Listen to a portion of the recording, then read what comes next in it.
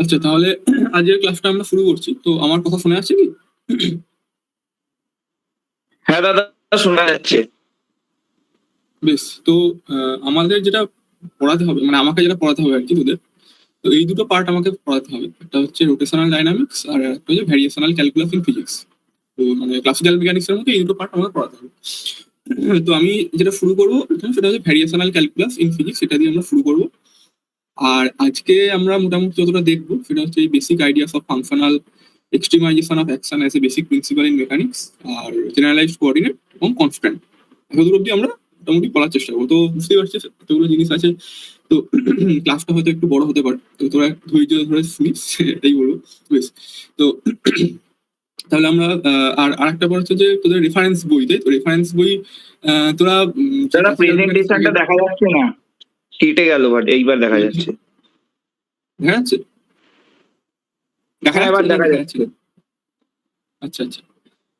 তো আচ্ছা, তো তোরা যে রেফারেন্স বইয়ের যে ব্যাপারটা রয়েছে, তো রেফারেন্স বই হিসেবে তোরা মানে ক্লাসিক্যাল মেকানিক্সটা আগেও পড়েছিস, তো তখন কি কি বই পড়েছিলিস? ওই এবি একদম বল, গুপ্তা, হ্যাঁ টাকওয়াল পুরানিক। আচ্ছা, এই দুটো পড়েছিলিস। বেশ। তো এবি গুপ্তটা এখানেও হয়ে যাবে, মানে এখানেও যে পার্টগুলো দেওয়া আছে সেই পার্টের জন্য এবি হ্যাঁ, গুপ্তটা এবি চলবে। গুপ্তা রেডিমেড থাকে মোটামুটি। হ্যাঁ হ্যাঁ, এবি গুপ্ততে তোর অনেক প্রবলেম সলভ টলভ করে দেওয়া থাকে, অনেক মানে প্রবলেম করতেও দেওয়া থাকে। তো ওই প্রবলেমগুলো যেগুলো করতে দেওয়া থাকে সেগুলো যদি সলভ করিস অনেকটাই কনসেপ্ট ক্লিয়ার হবে। তো এছাড়া আরো একটা বই আছে ক্লাসিক্যাল মেকানিক্স এর জন্য, সেটা হচ্ছে যে হার্বার্ট গোল্ডস্টাইনের একটা বই আছে, ওটা খুব ভালো বই। মানে ক্লাসিক্যাল মেকানিক্স শেখার জন্য ওটা ওয়ান অফ দ্য বেস্ট বুক। তো ওটা ওটা দেখতে পারিস, ক্লাসিক্যাল হার্বার্ট গোল্ডস্টাইনের যে বইটা। তাছাড়া ডেভিড মরিনের একটা বই আছে, ডেভিড মরিনের problems and solutions in classical mechanics বলে একটা বই আছে। তো এখানে হয়তো বুক লিস্টে বলা আছে, আমি জানি না, এখানে হয়তো বলা আছে যে এই যে classical mechanics of Herbert Goldstein, এটা বললাম। আর আরেকটা হচ্ছে, আচ্ছা, ডেভিড মরিনের বইটা লেখা নেই, ডেভিড মরিনের বইটা দেখতে পারিস, ডেভিড মরিনের ক্লাসিক্যাল মেকানিক্স, মানে problems and solution in classical mechanics, ওই বইটা খুব ভালো বই, ওটা দেখতে পারিস। আর এছাড়া এই মানে তোদের পরীক্ষার পারপাসে যেগুলো লাগবে, এই classical mechanics by JC Upadhyay, AB Gupta, অরগুপ্তা কুমার শর্মা, এই তিনটে বই হচ্ছে তোর ইউনিভার্সিটি এক্সাম অথবা এবং যে কম্পিটিটিভ পরীক্ষা যেগুলো হয় সেগুলোর পারপাসের জন্য এই তিনটে বই খুব ভালো। আর তাছাড়া তো ল্যান্ডাউ লিপসিজের যে বইটা আছে ওটাও ক্লাসিক বই, ওটাও খুব মানে শেখার জন্য আর কি। তুই যদি ক্লাসিক্যাল মেকানিক্স কনসেপ্ট ক্লিয়ার করতে চাস তো সেক্ষেত্রে ল্যান্ডাউ লিপসিজের বইটা খুবই ভালো বই। কিন্তু আমরা জানি না তুই কতটা সময় পাবি সব কনসেপ্ট ক্লিয়ার করার জন্য। তো তো অনেকগুলো পেপার আছে এবং সিলেবাসটা অনেকটাই বড়। তো সেক্ষেত্রে পরীক্ষার জন্য আমি বলবো এই তিনটে, প্রথমে যে তিনটে বই লেখা আছে সেই তিনটে বই মোটামুটি দেখ, এবং ওখানে যে প্রবলেম গুলো করে দেওয়া আছে সেগুলো ভালো করে দেখ, এবং প্রবলেম যেগুলো করতে দেওয়া আছে সেগুলো প্র্যাকটিস করতে হবে। তো এই হচ্ছে আমাদের বইয়ের ব্যাপারটা। তো এরপর আমরা যেটা, তাহলে আমাদের আজকে ক্লাসটা আমরা শুরু করছি। বেশ। তো প্রথম কথা হচ্ছে ক্যালকুলাস অফ ভেরিয়েশন। তো ক্যালকুলাস অফ ভেরিয়েশন জিনিসটা আমরা কেন পড়বো? তো আমরা তো আগে জানতাম যে ধর তোরা পড়েছিস যে ধর কোনো একটা ফাংশন দেওয়া আছে, তো সেই ফাংশনের ধর y equal to f x একটা মানে ওয়াই হচ্ছে এক্স এর একটা ফাংশন, তো এরকম একটা দেওয়া আছে। তো সেখানে বলছে সেই ফাংশনটার একটা মিনিমাম অথবা ম্যাক্সিমাম বার করতে। তো কোনো একটা ফাংশনের মিনিমাম ম্যাক্সিমাম কি হয়, মানে কোনো একটা নিশ্চয়ই কোনো একটা পয়েন্ট হবে, তাই তো?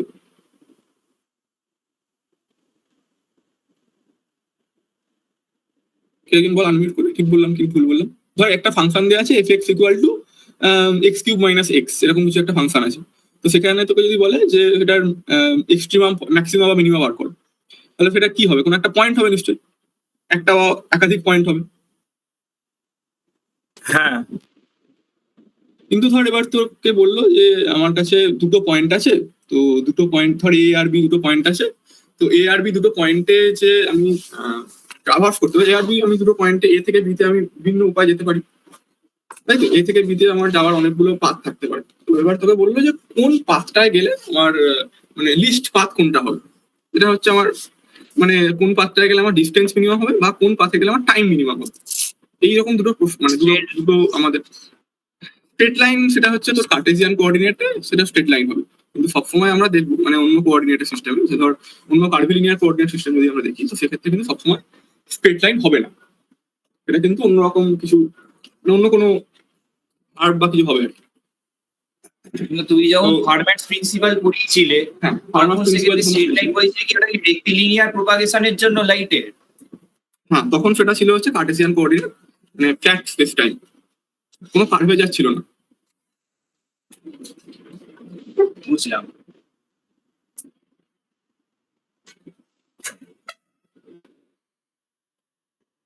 তো ফ্ল্যাট স্পেস টাইমের জন্য যেটা হচ্ছিল যে ফ্ল্যাট স্পেস টাইমে যেহেতু কোনো কার্ভেচার নেই, তো সেক্ষেত্রে দুটো পয়েন্টের মধ্যে মানে যে মিনিমাম পাথ, মিনিমাম ডিস্টেন্স সেটা সবসময় স্ট্রেট লাইনই হতো। কিন্তু ধর তোর কাছে কোনো একটা কার্ভিলিনিয়ার কোঅর্ডিনেট আছে, মানে ধর কোনো স্ফেরিক্যাল পোলার কোঅর্ডিনেট রয়েছে, এটা কার্ভেচার আছে, তো সেক্ষেত্রে কিন্তু আমরা দেখবো যে ওটা আমাদের সবসময় কিন্তু এরকম তোর স্ট্রেট লাইন হবে না, ওটার কিন্তু কোনো মানে ভেরিয়েশন থাকবে। মানে ভেরিয়েশন বলতে ওটা কার্ভ টাইপের কিছু একটা হবে। এছাড়া আরেকটা যেটা বললাম যে সেটা হচ্ছে যে আমরা যদি টাইমকে মিনিমাম করতে যাই, মানে আমরা দেখতে চাইছি যে যেটা ফার্মাস প্রিন্সিপালে বলেছিলাম আর কি, DTDX টা 0 হবে। হ্যাঁ ফার্মাস প্রিন্সিপালের ক্ষেত্রে যেটা হচ্ছিল DTDS টা 0 হচ্ছিল, কিন্তু ওখানে যেহেতু আমার মানে কি বলবো, ওখানে তোর ডিস্টেন্সটা যেহেতু আমার মিনিমাম হচ্ছে, মানে ওখানে DTDS 0 মানে ডিস্টেন্সটাকেই জেনারেলি মিনিমাম করতে হচ্ছিল। কিন্তু এখানে দেখবো যে সবসময় মানে যে মিনিমাম ডিস্টেন্স যে পাথটা সেটাই কিন্তু সবসময় মিনিমাম টাইম হবে না। মানে সেটা আমরা পড়বো আর কি, ব্রাকিস্ট কোন প্রবলেম বলে একটা প্রবলেম আছে, তো সেখানে আমরা সেটা দেখবো। তো এবার এই জিনিসগুলো যেহেতু রয়েছে আর কি, যে মানে যদি কোনো দুটো পয়েন্টের মধ্যে আমাকে যদি ওরকম মিনিমাম ডিস্টেন্স পাথ বার করতে হবে, মিনিমাম টাইমের পাথ বার করতে হবে, সেগুলো আমরা কিন্তু আমাদের যে আগের যে আইডিয়া ফাংশন বা ওইগুলো দিয়ে ওইগুলো কিন্তু আমরা পারবো। তো সেক্ষেত্রে আমাদের যেটা নতুন একটা জিনিস ইন্ট্রোডিউস করতে হবে সেটা হচ্ছে ফাংশনাল। তো ফাংশনাল ব্যাপারটা কি? ফাংশনাল ব্যাপারটা কিছুই না, সেটা হচ্ছে যে ফাংশন অফ ফাংশনস, মানে যে কোনো একটা, এখানে যেমন লেখা হয়েছে যে ফাংশনালিস্ট এ কোয়ান্টিটি হুজ আর্গুমেন্টস আর দেমসেলস ফাংশন। মানে ফাংশনের যে মানে ফাংশনালের যে আর্গুমেন্ট গুলো সেগুলো হচ্ছে একটা করে ফাংশন। যেমন ধর এখানে আমি যে লিখেছি যে ফাংশনালটাকে সাধারণত এরকম থার্ড ব্র্যাকেটের মধ্যে লেখা, third bracket I as a functional of y integration x1 to x2 f of yx y prime x আর x। তাহলে এই f যেটা, এটা হচ্ছে একটা ফাংশনাল, সেটা কার ফাংশনাল, মানে এখানে yx টা হচ্ছে ফাংশন, y prime x মানে হচ্ছে dy dx সেটা হচ্ছে ফাংশন, আর x এটা হচ্ছে ভেরিয়েবল। তো এই f যে জিনিসটা টোটাল সেটা হচ্ছে কিন্তু একটা ফাংশনাল। তো এই হচ্ছে আমাদের ফাংশনালের ডেফিনিশন। তাহলে বোঝা গেল কেন। হ্যাঁ বলছি ফাংশনের আর্গুমেন্ট মানে তো শুধু ফার্স্ট ডেরিভেটিভ না, ওটা তো সেকেন্ড ডেরিভেটিভ, থার্ড ডেরিভেটিভ, এর ডেরিভেটিভ হতে পারে। তাহলে y double dash x y triple dash x এর ডিপেন্ডেন্সটা নেই কেন? না, এক্ষেত্রে আমরা যেটা ডিফাইন করছি এখানে আমরা মানে এইটার ক্ষেত্রে আমরা বলছি যে এখানে আমার শুধুমাত্র yx আর y প্রাইম x, এটার ক্ষেত্রে আমরা মানে এই ডেফিনেশন অনুযায়ী এটা হচ্ছে আমার ফাংশনাল। হ্যাঁ তুই ক্ষেত্রে বলতে পারিস, তো তোর যদি এরকম হ্যাঁ থার্ড অর্ডার যদি হ্যাঁ সেটা হতে পারে, তুই যেটা বলছিস সেটা ঠিক মানে ভুল নয়। কেননা আমরা যখন লাগরাঞ্জের ডিফারেন্স মানে লাগরাঞ্জের ইকুয়েশন যখন দেখবো, সেক্ষেত্রে আমার যে y ডবল প্রাইম x বা y ট্রিপল প্রাইম x এগুলো আসতে পারে, তো সেক্ষেত্রে তুই বলতে পারিস হ্যাঁ সেটাও একটা ফাংশনাল। কিন্তু আমি এখানে যে ডেফিনেশনটা বলছি সেই ডেফিনেশন অনুযায়ী সেটা মানে এইটা হচ্ছে আমার ফাংশনাল ডেফিনেশন। বুঝতে পেরেছি। আচ্ছা, তো আর একটা জিনিস সেটা আমি বলতে ভুলে গেছিলাম যে এই যে জিনিস যেগুলো আমরা যে প্রথম যে পার্টটা দেখি ফাংশনালের যে পার্টটা, তো এই পার্টটা কিন্তু আমি ওই টিএল চাওয়ের যে বইটা আছে, টিএল চাওয়ের ম্যাথামেটিক্যাল ফিজিক্সের যে বই আছে সেই বইটা থেকে মোটামুটি লেখা আছে। তো তোরা কিন্তু টিএল চাওয়ের বইটা একবার দেখিস। ম্যাথামেটিক্যাল ফিজিক্সের অনেকগুলো বই কিন্তু এইখানে মানে অনেকগুলো বইতে এই সম্পর্কে ভ্যারিয়েশনাল ক্যালকুলাস সম্পর্কে অনেক ভালোভাবে বলা আছে। যেমন তার মধ্যে একটা হচ্ছে টিএল চাওয়ের যে বইটা রয়েছে সেটা, তারপর তোর ওয়েবার আর্টকেনের যে বইটা সেটাতেও খুব ভালো লেখা আছে, বা ইমেল বস, এই তিনটে বই কিন্তু দেখে রাখিস। এই তিনটে বই থেকে মোটামুটি আমি কিছু প্রবলেম নোটসে লিখেছি বা কিছু প্রবলেম তোদের অ্যাসাইনমেন্টও করতে দেবো। তো ওই তিনটে বই কিন্তু তোরা একটু মানে মোটামুটি প্রবলেম যেগুলো দেওয়া আছে সেগুলো প্র্যাকটিস করার চেষ্টা করিস, বা যদি পড়তে পারিস তাহলে মানে পড়েও দেখতে পারিস আর কি যদি সময় পাস। বেশ, তো এখানে যেটা বলা হয়েছে এফ হচ্ছে fixed function of three variables y prime এবং x, এবং আইটা কি, আইটা হচ্ছে ওই level value dependent on the choice of y। তাহলে y এর চয়েসের উপর ডিপেন্ড করে i এর আমরা একটা ভ্যালু পাবো, কারণ আমরা এখানে f ফাংশন সেটাকে x এর উপর ইন্টিগ্রেট করে দিচ্ছি। তাহলে আমার পড়ে থাকবে শুধু y ফাংশনটা বা y প্রাইমটা তো আমার মানে y এর উপর ডিপেন্ডেন্ট বা x এর উপর ডিপেন্ডেন্ট, এটা হচ্ছে ডিপেন্ডেন্ট ভেরিয়েবল। তো সেক্ষেত্রে আমার শুধুমাত্র আইটা y এর ফাংশন হবে। তো এই গেল হচ্ছে আমাদের ফাংশনের ডেফিনেশন। তো ফাংশনের ডেফিনেশন যেটা অনিরুদ্ধ বললি সেটা ঠিকই বলেছিস। মানে এক্ষেত্রে আমরা কিন্তু y ট্রিপল প্রাইম এক্স বা y ডবল প্রাইম এক্স এবং y এন ডেরিভেটিভ সেটা আমরা সবকটাই লিখতে পারি। কিন্তু আমরা এই যে ডেফিনেশন মানে এখানে যেটা লিখেছি সেই অনুযায়ী ফাংশনের ডেফিনেশন হচ্ছে এইটা। বেশ, তো এরপর যেটা আমরা দেখবো সেটা হচ্ছে অয়েলার ইকুয়েশন বা অয়েলার ল্যাগ্রাঞ্জ ইকুয়েশন বলে একটা ইকুয়েশন আছে, সেটা আমরা এখানে ডিরাইভ করার চেষ্টা মানে সেটা কি করে আসে সেটা আমরা দেখবো। তো আমরা প্রথমে কি কনসিডার করবো, এই ইন্টিগ্রেশনটাকে আমরা কনসিডার করবো। তো এই যদি ইন্টিগ্রেশন হয় তাহলে আমরা যেটা বার করার চেষ্টা করবো সেটা হচ্ছে যে কোন ওয়াই, মানে আমরা যেটা বললাম যে আমরা কোনো একটা ফাংশন থাকলে তার সেটা যেটা বার করার চেষ্টা করতাম যে কোন পয়েন্টে সেটা ম্যাক্সিমাম বা মিনিমাম হচ্ছে। এক্ষেত্রে আমরা বার করবো যে এই কোন ভ্যালু অফ, মানে ফাংশনটার কোন ভ্যালুর জন্য, মানে আমরা ফাংশনটাই খুঁজে বার করার চেষ্টা করি, ফাংশনটা কোন ফাংশনের কোন নির্দিষ্ট ভ্যালুর জন্য এই আইটার কিন্তু মানে এক্সট্রিমাম হবে, আই এর ভ্যালুটা এক্সট্রিমাম হবে, মানে সেটা আইদার ম্যাক্সিমাম, মিনিমাম অথবা স্যাডেল পয়েন্ট। তো এই ম্যাক্সিমাম, মিনিমাম, স্যাডেল পয়েন্ট এই জিনিসগুলো আশা করি তোরা জানিস, তাই তো? মানে ডবল ডেরিভেটিভ লেস দেন 0 হলে ম্যাক্সিমা, গ্রেটার দেন 0 হলে minima, saddle point equal to 0। ঠিক ঠিক, তাহলে সেটা তোরা জানিস। তাহলে আমরা যেটা খোঁজার চেষ্টা করবো যে ওয়াই এর কোন ভ্যালুর জন্য এই আইটা আমার ম্যাক্সিমাম, মিনিমাম অথবা স্যাডেল পয়েন্ট হচ্ছে। তো এবার আমরা যেটা দেখবো, যেটাও আমরা বুঝতে পারছি যে Y equal to Y one at x equal to x one, এগুলো হচ্ছে আমার বাউন্ডারি কন্ডিশন। কেননা এক্স ওয়ান আর এক্স টু এই দুটো পয়েন্টে আমার মানে এইগুলো হচ্ছে আমার ফিক্সড পয়েন্ট, তাই তো? এই দুটো পয়েন্টের মধ্যে আমরা ইন্টিগ্রেশনটা ইভ্যালুয়েট করছি। তো এই দুটো হচ্ছে আমার ফিক্সড পয়েন্ট, তাহলে ওই দুটো ফিক্সড পয়েন্টে ওয়াই এর ভ্যালুটা ফিক্সড, তাই তো? তো সেটাই আমরা লিখেছি যে Y equal to Y one at x equal to x one এবং Y equal to Y two at x equal to X two. তাহলে ওয়াই এক্স যে কার্ভটা, মানে ওয়াই হচ্ছে একটা কার্ভ, এটা নিশ্চয়ই বুঝতেই পারছি, যেটা আমি বললাম যে দুটো পয়েন্টের মধ্যে মাঝখানে, মানে দুটো পয়েন্টকে যে জয়নিং যে কার্ভ, যে কার্ভ যেটা হবে সেটা আমাকে মানে সেটাই মিনিমাম, ম্যাক্সিমাম বা এক্সট্রিমাম করতে, বা স্যাডেল পয়েন্ট এটা বার করতে হবে। তাহলে ওয়াই এক্স একটা কার্ভ হবে। তো Y X is a curve that yields I as a minimum, then any neighbouring curve will make I increase. তাহলে আমরা একটা কন্ডিশন ধরে নিচ্ছি যে যদি ওয়াই এক্স একটা কার্ভ হয় যেটার ক্ষেত্রে আমার আই এর ভ্যালু মিনিমাম আসে, তাহলে সেই কার্ভটা নেবারিং যে কোনো কার্ভ, তাহলে আই এর ভ্যালু, যে কোনো কার্ভকে যদি আমরা ধরি তাহলে সেক্ষেত্রে আই এর ভ্যালু ইনক্রিজ হবে, তাই তো? হ্যাঁ। তো তাহলে আমরা যে কোনো নেবারিং কার্ভের যে ইকুয়েশন সেটা কিরকম ভাবে লিখতে পারি, সেটা লিখতে পারি এরকম: y as a function of x and epsilon is equal to y of x equal to 0 plus epsilon eta x। তো এবার তোরা আমাকে কেউ একজন আনমিউট করে বল যেখানে আমরা এই ইটা এক্স জিনিসটা কেন লিখছি। আমরা তো এখানে y x epsilon equal to y x not plus epsilon লিখতে পারতাম, এখানে আমরা এই ইটা এক্স জিনিসটা কেন আনছি? প্রশ্নটাই বোঝা গেল কি বললাম?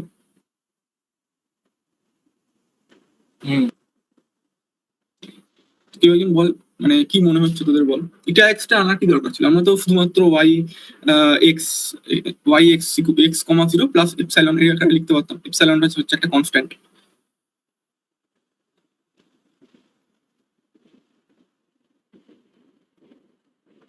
ডাইমেনশনটা মেনটেন করবার জন্য, মানে ডিগ্রিটা বলতে না না, ডিগ্রি মানে ডাইমেনশন বলতে তো y is function of x, মানে আমরা তো কোনো একটা, ধর কোনো একটা কার্ভ আছে এরকম, সেটাকে আমরা যেটা বলছি, আমরা একটা জাস্ট এপসাইলন যে যদি আমরা যোগ করি তাহলে এটা কার্ভটা এরকম শিফট হয়ে যাবে। এই ডিসটেন্সটা হচ্ছে এপসাইলন, এপসাইলনটা যে কনস্ট্যান্ট। তো সেক্ষেত্রে আমার মানে ডাইমেনশনের ব্যাপারটা আসছে না। অন্য কোনো ভাবে ভেবে দেখ। আরেকভাবে ভাবলে হচ্ছে ওয়াই তো এক্স এপসাইলন দুটোর উপরই ডিপেন্ড করছে, তাহলে এপসাইলন মাল্টিপ্লাই হলো মানে এপসাইলন যদি শুধু যোগ হতো তাহলে তো সেটা শুধুমাত্র ওয়াই অফ এক্সই থাকতো, খালি জাস্ট এপসাইলন শিফট হতো। ওই জন্য এক্স এর ভ্যারিয়েশনটাও সাইমালটেনিয়াসলি ঘটবে বলে ওর সাথে এটা করা হয়েছে।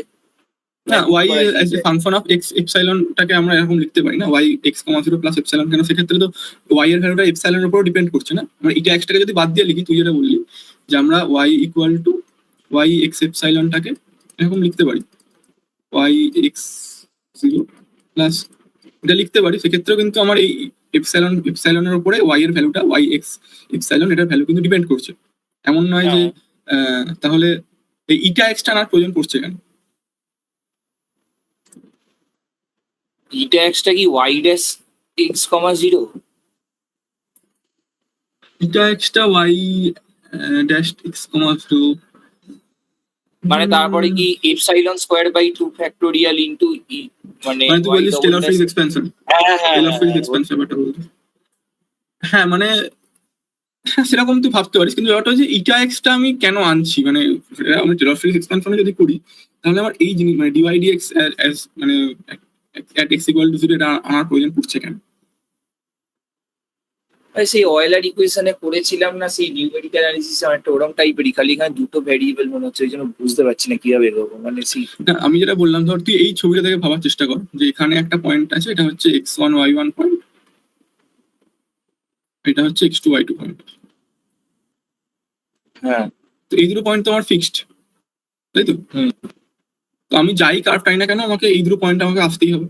তো আমি এখান থেকে এরকম একটা কার্ভ টানি কি এরকম একটা কার্ভ টানি, সব ক্ষেত্রে কিন্তু আমাকে এই দুটো পয়েন্টেই আসতে হবে।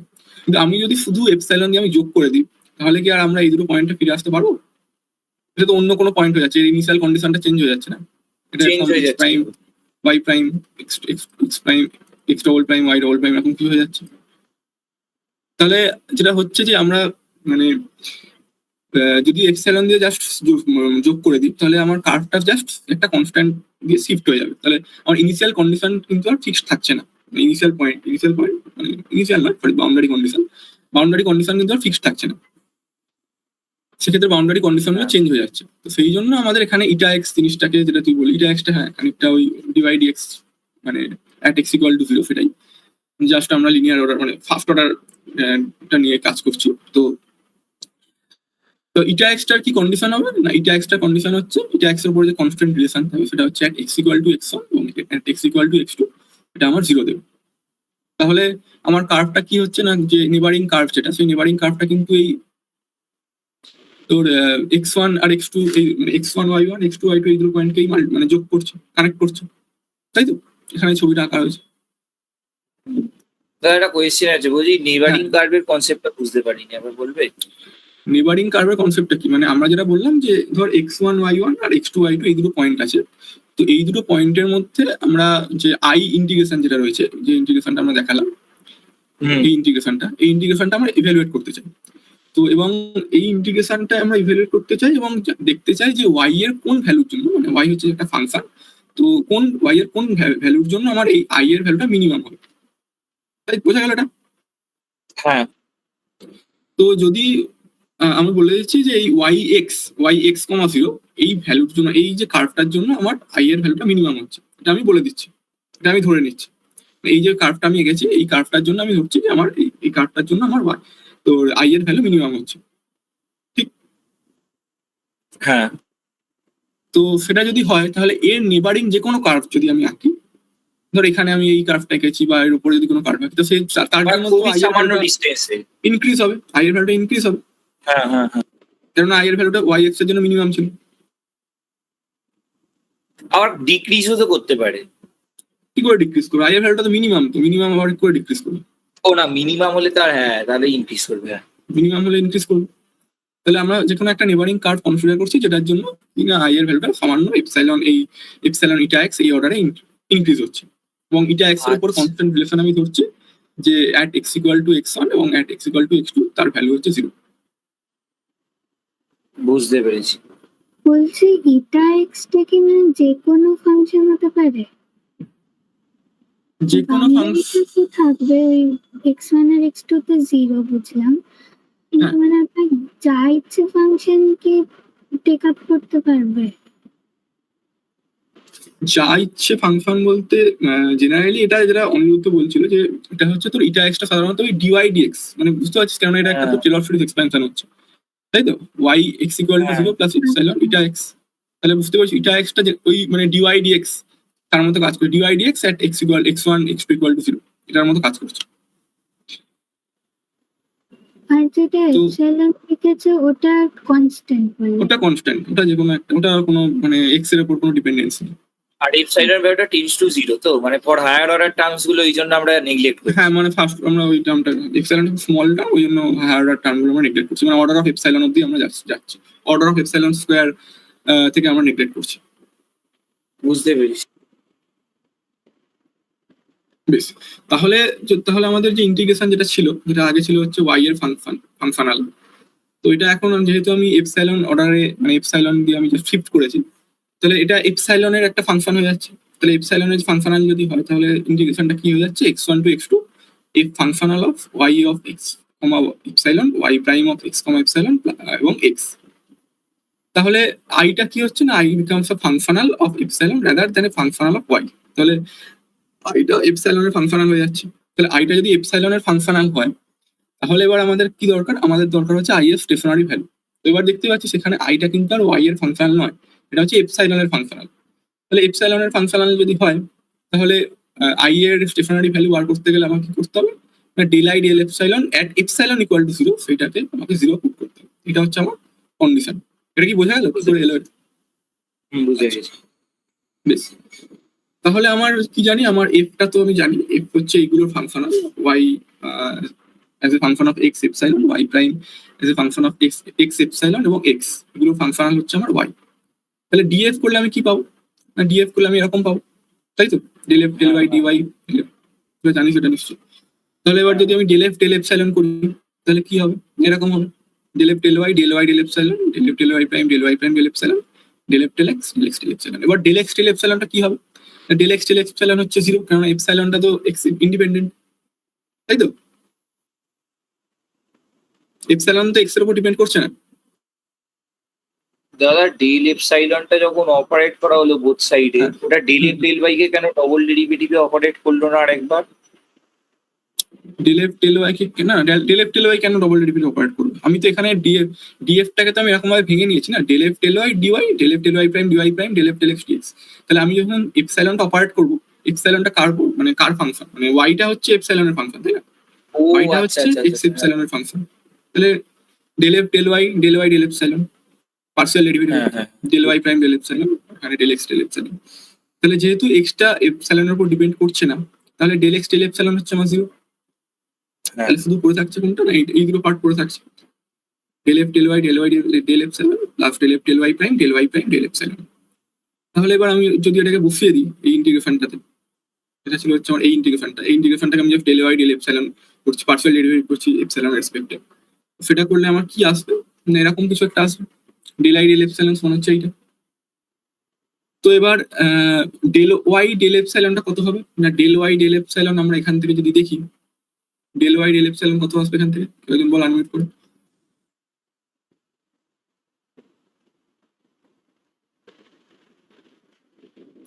আমরা যদি এখান থেকে ডেল ওয়াই ডেল এপসাইলন বার করি কত আসবে, তাহলে del y del epsilon at x 0 আর প্লাস না del y del epsilon x equal 0 করে আসবে, চলে আসবে তো। শুধু এটাটা চলে আসবে, ঠিক। এটার উপর কি করে কাজ করবে ডেল এপসাইলন, এটা তো এপসাইলনের ফাংশনই নয়, এটা তাই তো না? 0 আছে function.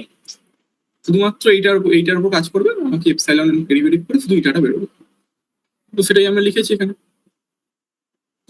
Del y del epsilon হচ্ছে এটা এক্স, আর তাহলে del Y prime del epsilon কি হবে, না আমি যদি এটাকে ওয়াই প্রাইম করি ডিওয়াই ডিএক্স যদি আমি করি এটাকে মানে এক্স এর রেসপেক্ট ডেরিভেটিভ যদি করি, তাহলে এখানে ইটাটা হচ্ছে এটা প্রাইম এক্স হয়ে যাবে, এটা এটা আমার prime 0 x হবে, এটা প্রাইম এক্স হবে। তাহলে সেটাই আমরা লিখেছি যে del F del Y prime এটা প্রাইম এক্স। তাহলে ডেল ওয়াই সেটাই আমরা মানে এখানে আমরা ওটাই লিখছি যে কেন এই দুটো টার্ম এসছে, ডেল ওয়াই ডেল এপসাইলন মানে এটা এক্স আর del Y prime del epsilon মানে এটা প্রাইম এক্স। তো এবার আমরা ইন্টিগ্রেশনটা করবো, ইন্টিগ্রেশনটা আমরা এই সেকেন্ড পার্টটাকে যদি আমি ইন্টিগ্রেট করি বাই পার্টসে, তাহলে আমরা কি পাবো, না del F del Y prime এটা প্রাইম এক্স ডিএক্স। তাহলে এটা আমরা ইন্টিগ্রেট করলে ফার্স্ট টার্মটা আসবে আমার এরকম, সেকেন্ড টার্মটা আসবে এরকম, বোঝা গেল ইন্টিগ্রেশনটা কি করেছে। তো এবার তো আমাদের কন্ডিশন কি আছে, আমরা আগে থেকেই বাউন্ডারি কন্ডিশন জানি যে এক্স ইকুয়াল টু x1 এবং এক্স ইকুয়াল টু x2 এটা এক্স এর ভ্যালু হচ্ছে এটা x 0। এটা এক্স, তাহলে এই টার্মটা আমার 0 হয়ে যাবে, পড়ে থাকবে শুধু এই টার্মটা, তাই তো। তাহলে আমার ডেল আই ডেল এপসাইলন যেটা ছিল সেটা আমরা লিখতে পারি এইভাবে, del F del Y minus ddx of del F del Y prime এটা এক্স ডিএক্স, তাই তো, এটা লিখতে পারি তো। হ্যাঁ তো এবার আমরা যেটা বলছি যে এখানে ডেল এফ ডেল ওয়াই আর del F del Y prime হচ্ছে ইটার ফাংশন, মানে এপসাইলনের ফাংশন, কিন্তু যদি আমরা এপসাইলন যদি 0 পুট করি তো সেক্ষেত্রে কি আসবে, না ওয়াই এক্স ইকুয়াল টু 0 তে ওয়াই এর ভ্যালুটা হচ্ছে y as a function of x, শুধুমাত্র এক্স এর উপর ডিপেন্ড করবে এক্সটা, মানে এপসাইলনের উপর আর ডিপেন্ডেন্স থাকছে না যদি আমরা এপসাইলন ইকুয়াল টু 0 পুট করি, তাই তো। হ্যাঁ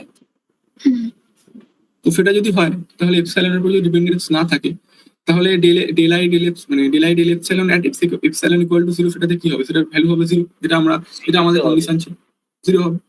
তাহলে ইন্টিগ্র্যান্ডটা ভ্যানিশ করবে, তাহলে এটা যদি 0 হয় তাহলে এটা এক্সটা তো আমার জিরো নয়, এটা এক্সটা বুঝতেই পারছি, সেটা তো মানে x1 আর x2 এই দুটো পয়েন্ট বাদ দিয়ে অন্য কোথাও তো জিরো নয়, তাহলে জিরো হবে এই টার্মটা, ইন্টিগ্র্যান্ড যেটা রয়েছে এই টার্মটা আমার জিরো হবে, del F del Y minus ddx of del F del Y prime সেটা জিরো হবে, সেটাই আমরা করেছি, d dx of del F del Y prime minus del F del Y equal to zero.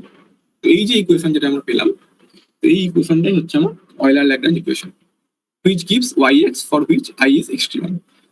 তাহলে এই ফাংশন মানে এই অয়লার ল্যাগ্রাঞ্জ ইকুয়েশনটা থেকে আমরা কি পাবো না, এই ইকুয়েশনটা থেকে আমরা সেই y এর সেই নির্দিষ্ট ভ্যালুটা পাবো যেটার জন্য কিন্তু আমাদের আইটা এক্সট্রিমাম হবে।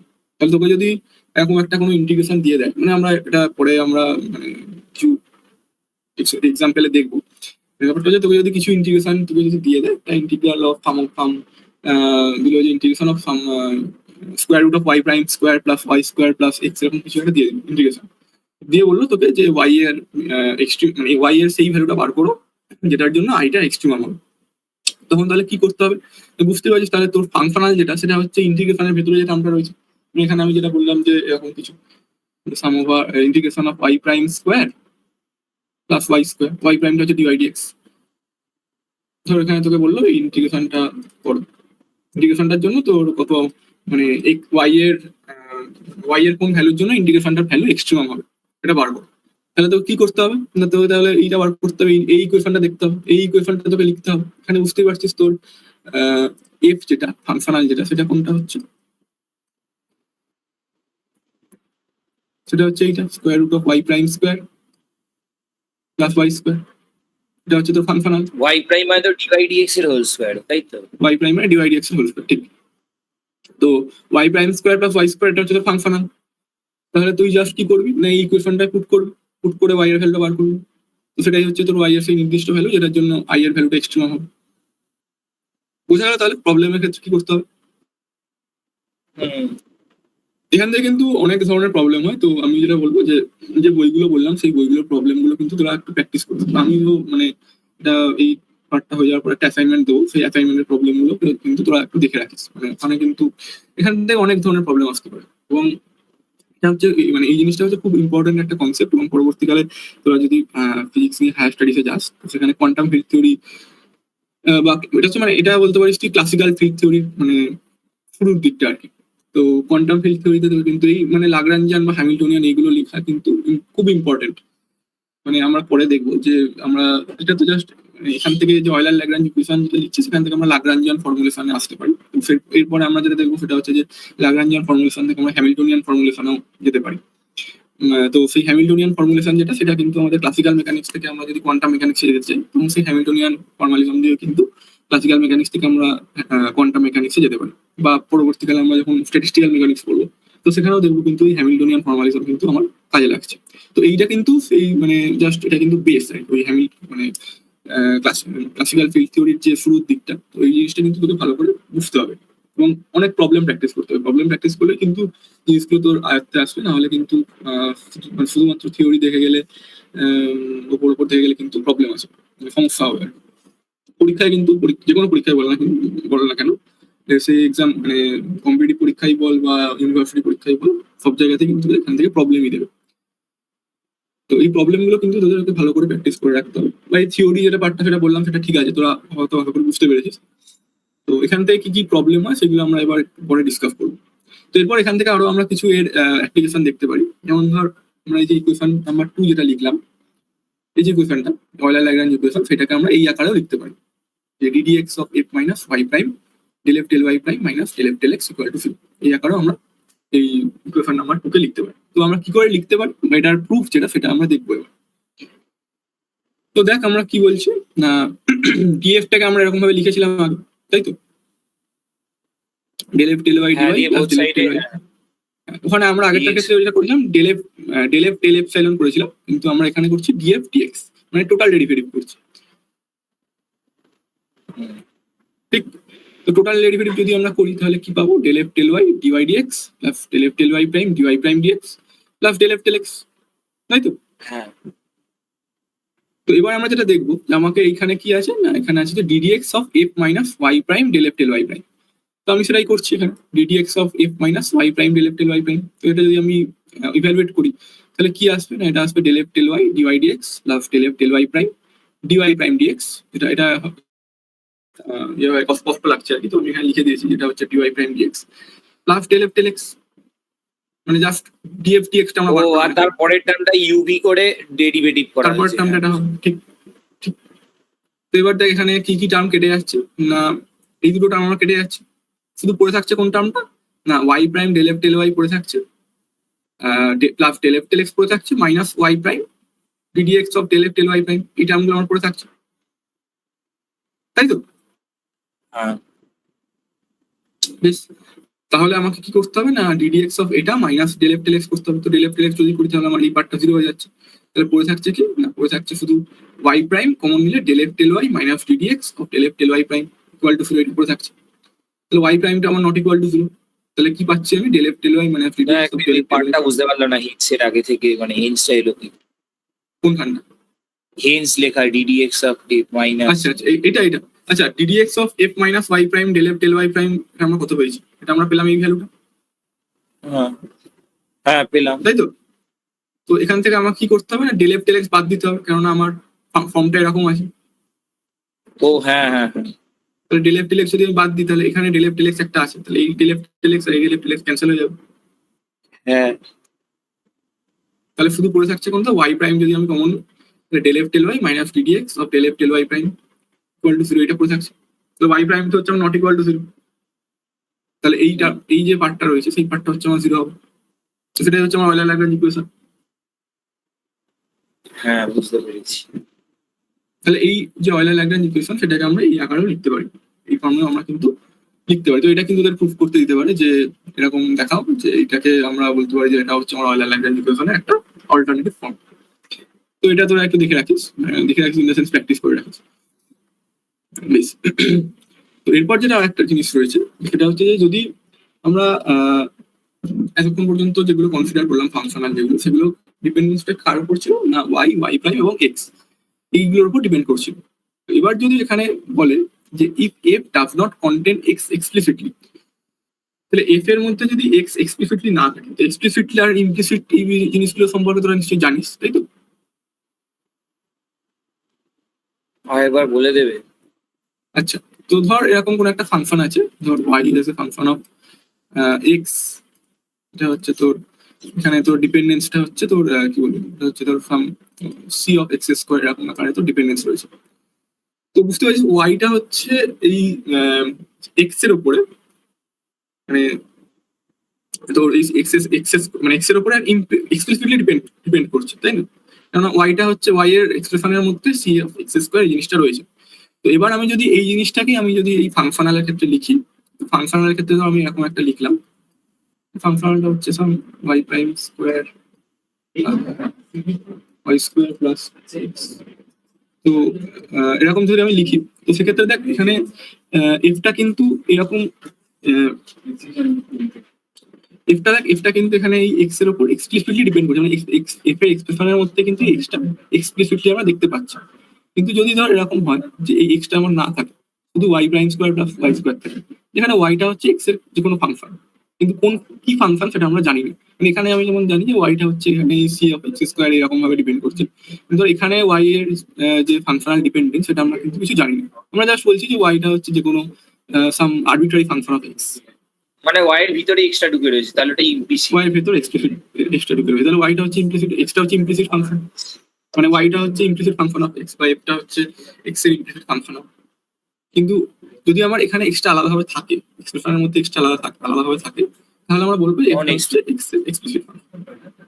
বেশ, তাহলে বোঝা গেল এক্সপ্লিসিট ইমপ্লিসিট জিনিসটা কি? হ্যাঁ বেশ, তাহলে যদি এক্স মানে এফটা যদি এক্স এর উপরে এক্সপ্লিসিটলি ডিপেন্ডেন্স না হয়, তাহলে আমরা কি বলবো? তাহলে সেক্ষেত্রে আমার যেটা আসবে যে আমরা যদি ওই অয়েলার ল্যাগ্রাঞ্জ ইকুয়েশন থেকে আমরা এটা দেখাতে পারি যে আমরা এরকম একটা আইডেন্টিটি পাবো, যেটা F minus Y prime del F del Y prime equal to some constant. তাহলে যদি এক্স এর উপর এক্সপ্লিসিটলি ডিপেন্ড না করে, তাহলে ডেল এফ ডেল এক্সটা আমরা 0 পাবো, তাই তো? তাহলে আমরা পাবো এরকম, আমরা এরকম একটা আইডেন্টিটি পাবো যেটাকে আমরা বলছি হচ্ছে বেলট্রামিস আইডেন্টিটি। তো এই বেলট্রামিস আইডেন্টিটি আমরা প্রুভ করবো। প্রুফটা আমরা কোথা থেকে শুরু করবো? কি আইডেন্টিটি? বেলট্রামিস আইডেন্টিটি। এটা তোরা এখান থেকে দেখে নিস, লেখা হয়তো একটু কষ্ট আছে, বেলট্রামিস আইডেন্টিটি। তো এবার আমরা যে এর প্রুফটা দেখবো, তো প্রুফটা কি থেকে শুরু হচ্ছে না, ধর আমরা ওই ইকুয়েশন যেটা অয়েলার ল্যাগ্রাঞ্জ ইকুয়েশনের যার একটা ফর্ম, সেই ফর্মটা থেকে আমরা শুরু করবো, কারণ আমরা দেখবো এই ফর্মটা থেকে শুরু করলে আমাদের মানে প্রুফ করাটা সুবিধাজনক হবে। কারণ বুঝতেই পারছিস যে এখানে কিন্তু আমার এই ডেল এফ ডেল এক্স জিনিসটা রয়েছে, যেটা আমরা অয়েলার ল্যাগ্রাঞ্জ ইকুয়েশনে কিন্তু ছিল না। অয়েলার ল্যাগ্রাঞ্জ ইকুয়েশনে কি ছিল, del F del Y minus DD X of del F del Y prime ছিল। তো আমি যদি আমাকে দেখাতে হবে ডেল এফ ডেল এক্সটা যেহেতু শুরু হবে, তো আমার সেক্ষেত্রে এই ফর্মটা থেকে শুরু করা বেটার, তাই তো? হ্যাঁ। তাহলে দেখ আমি এখানে যেহেতু ডেল এফ ডেল এক্সটা হচ্ছে আমার 0, তাহলে আমি ডেল এফ ডেল এক্স আমি 0 পুট করবো এখানে, পরে পুট করবো। আপাতত আমি এই ফর্মটা আমি কনসিডার করছি আর কি। তো তাহলে এইটাকে যদি আমরা ভেঙে লিখি তাহলে আমরা এরকম পাবো, df dx equal to del F del Y Y prime plus del F del Y prime Y double prime plus del F del X. তো দেখ এখানে ডেল এফ ডেল এক্স আর ডেল এফ ডেল এক্স তো cancel এমনি হয়ে যাচ্ছে, তাহলে del F del X কে আমাকে আলাদাভাবে 0 পুট করার দরকার পড়ছে না। তো তাহলে আমরা এখান থেকে জাস্ট যেটা পেলাম যে আমরা অয়েলার ল্যাগ্রাঞ্জ ইকুয়েশনটাকে আবার আমরা এখানে লিখলাম, ডিরাইভ করলাম আর কি। তো সেটা যদি আমরা লিখি আর কি, তাহলে আমরা কি বলতে পারি যে ddx of del F del Y prime মানে del F del Y equal to ddx of ওই ফর্মটা, মানে যেটা আমরা আগের আরেকটা যে অল্টারনেটিভ ফর্ম যেটা অয়েলার ল্যাগ্রাঞ্জ ইকুয়েশন সেটা হচ্ছে 0। তাহলে এফ এর ক্ষেত্রে এফ যদি আমার এক্স কে এক্সপ্লিসিটলি কন্টেন্ট না করে, তাহলে আমরা কি বলতে পারি না ddx of F minus Y prime del F del Y prime equal to 0, তাই তো? তো এই ক্ষেত্রে তোদের যেটা দরকার, মানে আমি যেটা বলবো আর কি, যেখানে এইগুলো একটু বেশি করা হয়েছে, এগুলো তোর এত কিছু করার দরকার নেই। তুই যদি এই কোয়েশন থেকে শুরু করিস, তাহলে তুই just del F del x equal to 0 করলেই তোর কিন্তু এই জিনিসটা চলে আসবে, বেলট্রামিস আইডেন্টিটি চলে আসবে,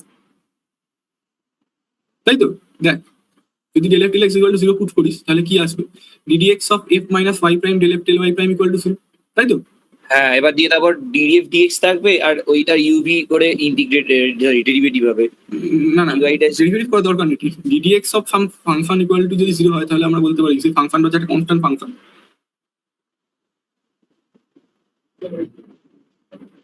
তাই তো? মানে এক্স এর উপর ডিপেন্ডেন্ট নয়, হ্যাঁ, এটা Constant. কনস্ট্যান্ট হবে।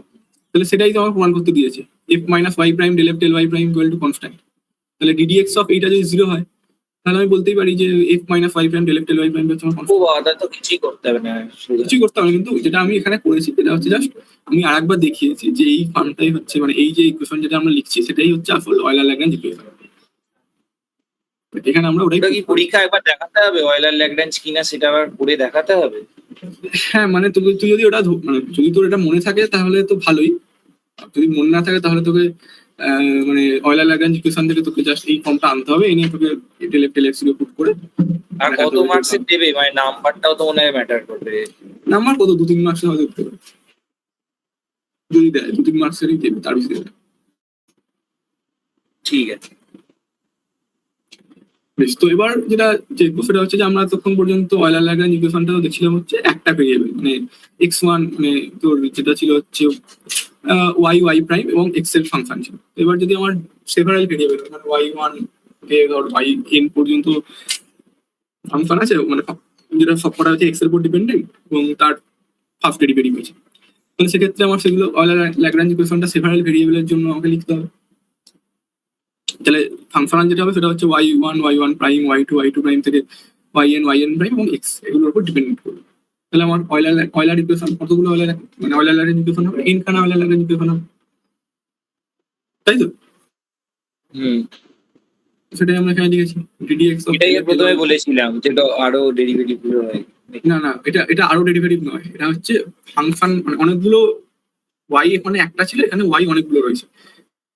তুই যেটা বলছিস সেটা হচ্ছে y1 ডবল প্রাইম, হ্যাঁ আচ্ছা, এটা অনেকগুলো এক্স এর ফাংশন। আচ্ছা, হ্যাঁ তুই যেটা বলছিস যে ধর এখানে আমি যদি y ডবল প্রাইম থাকতো তাহলে সেক্ষেত্রে ওটা এরকম হতো d2dx square plus del F del y মানে y1 y হচ্ছে, আমি ধর এটা y1 না আমি y করি, y double prime minus ddx of del F del y prime plus del F del y equal to 0।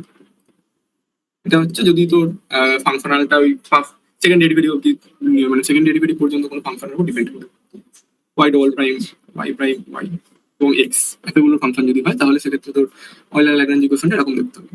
কিন্তু এখানে হচ্ছে সেভারাল ভেরিয়েবল এবং শুধু সবকটা শুধু হাফ ডেরিভেটিভের উপর মানে ওয়াই এর ফার্স্ট ডেরিভেটিভ উপর ডিপেন্ড করছে। সেই জন্য আমার শুধু অয়েলার ল্যাগ্রাঞ্জ ইকুয়েশন এরকম দেখতে হচ্ছে, মানে অনেকগুলো ভেরিয়েবলের জন্য এরকম দেখতে হবে। বোঝা গেল তাহলে এটা? হ্যাঁ বেশ, তো এরপর হচ্ছে আরেকটা জিনিস, সেটা হচ্ছে first integral of Euler equation.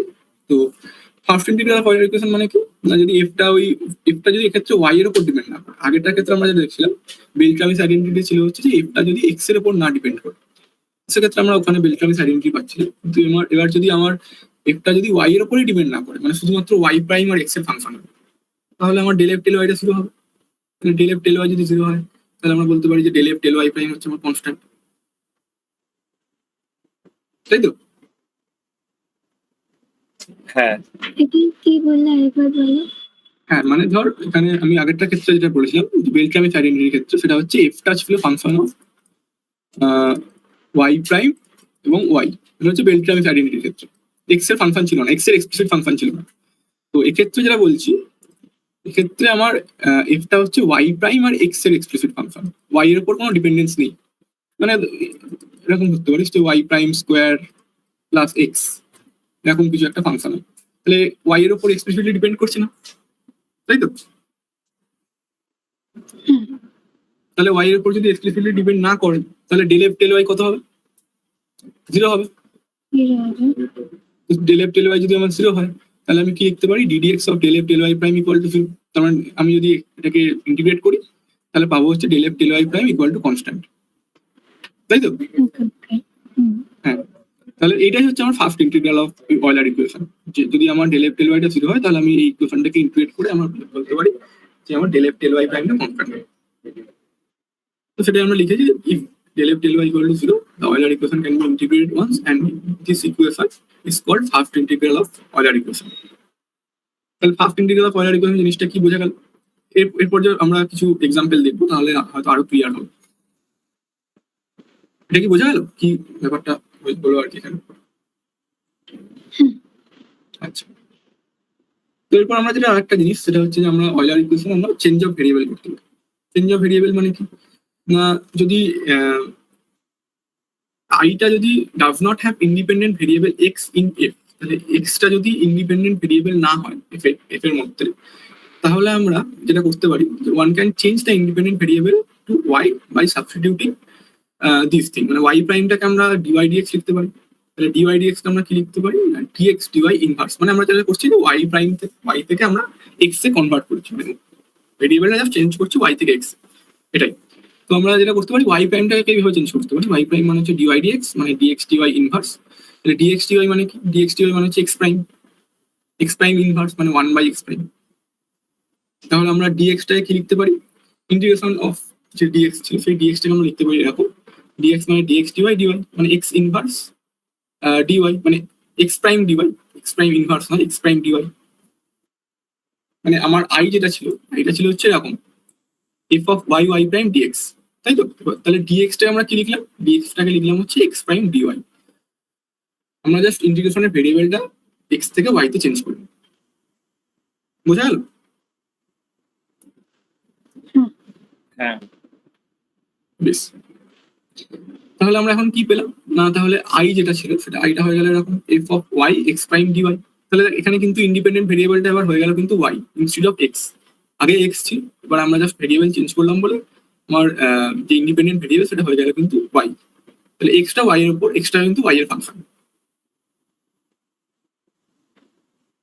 ঠিক বোঝা গেল তাহলে?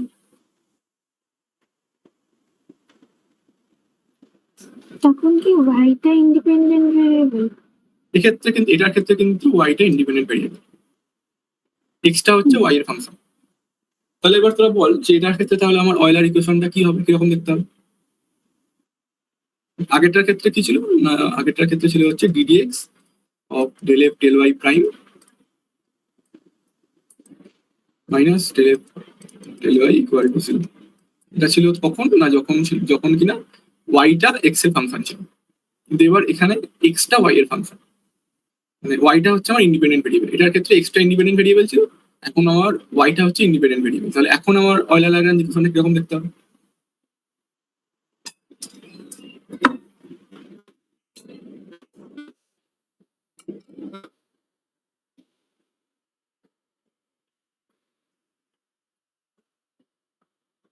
প্রশ্নটা বোঝা গেল কি? dy of del f del x prime minus del f del x equals to 0.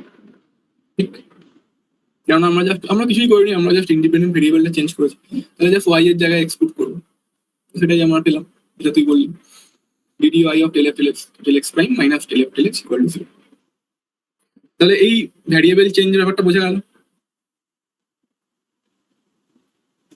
হ্যাঁ তো এবার আমরা একটা প্রবলেম দেখবো, এটা হচ্ছে ধর এমএল বসে করতে দেওয়া আছে। কি বলছে না, বলছে change the independent variable to simplify the order equation and then find the first integral of it. তাহলে তোকে বলছে ইন্ডিপেন্ডেন্ট ভেরিয়েবলটাকে চেঞ্জ করতে। তাহলে এখানে ইন্ডিপেন্ডেন্ট ভেরিয়েবল আছে হচ্ছে এক্স, এই হচ্ছে আমার মানে ইন্টিগ্রেশন এরকম দেওয়া আছে ফাংশনালটা। এখানে আমার ইন্ডিপেন্ডেন্ট ভেরিয়েবলটা হচ্ছে এক্স। তাহলে এখানে বলছে ইন্ডিপেন্ডেন্ট ভেরিয়েবলটা তোকে চেঞ্জ করতে বলছে এবং মানে অর্ডার ইকুয়েশনটা ফার্স্ট ইন্টিগ্রাল বার করতে বলছে। তাহলে বুঝতে পারছি ফার্স্ট ইন্টিগ্রাল বার করতে বলছে মানে তোরা এখান থেকে নিশ্চয়ই আন্দাজ করতে পারছিস যে ডেল এফ ডেল এক্স যেটা হবে, মানে আমরা এখানে তো ইন্ডিপেন্ডেন্ট মানে এক্সটাকে তো আমরা চেঞ্জ করছি, এক্সটাকে চেঞ্জ করে আমরা ওয়াইতে যাচ্ছি, মানে ওয়াইটা আমার ইন্ডিপেন্ডেন্ট ভেরিয়েবল হয়ে যাচ্ছে। তো সেক্ষেত্রে আমার অয়লার ইকুয়েশনটা হয়ে যাবে এইটা dy of del f del x prime minus del f del x equal to 0।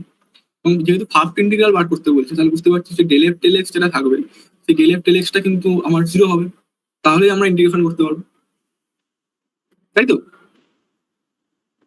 হ্যাঁ। তাহলে এই জিনিস যেগুলো মানে এই যে ইন্টুইশন, যেটা তোকে একটা প্রবলেম দেখে এই ইন্টুইশনটা কিন্তু তোকে মানে বুঝতে হবে আর কি, যে এই জিনিসটা তোকে বার করতে বলছে মানে এই জিনিসটা অবশ্যই এরকম হবে আর কি। মানে যেহেতু ফার্স্ট ইন্টিগ্রাল বার করতে বলছে তার মানে del f del x টা আমার 0 আসে। এই জিনিসগুলো তোরা যত প্রবলেম করবি তত তোদের মানে এই যে এক্সপিরিয়েন্স ব্যাপারটা আসবে এবং ইন্টুইশনটা আরো পাকাপোক্ত হবে। তাহলে তোরা বিভিন্ন প্রবলেম দেখলে বুঝতে পারবি যে হ্যাঁ এটার ক্ষেত্রে আমাকে এই জিনিসটা এইভাবে এগোতে হবে, এইভাবে অ্যাপ্রোচ করতে হবে। এগুলো কিন্তু তোরা যত প্রবলেম প্র্যাকটিস করবি তত কিন্তু ডেভেলপ হবে। তো তাহলে আমরা যদি ভেরিয়েবলটা চেঞ্জ করি, তাহলে ভেরিয়েবল চেঞ্জ করলে আমি এরকম পাচ্ছি।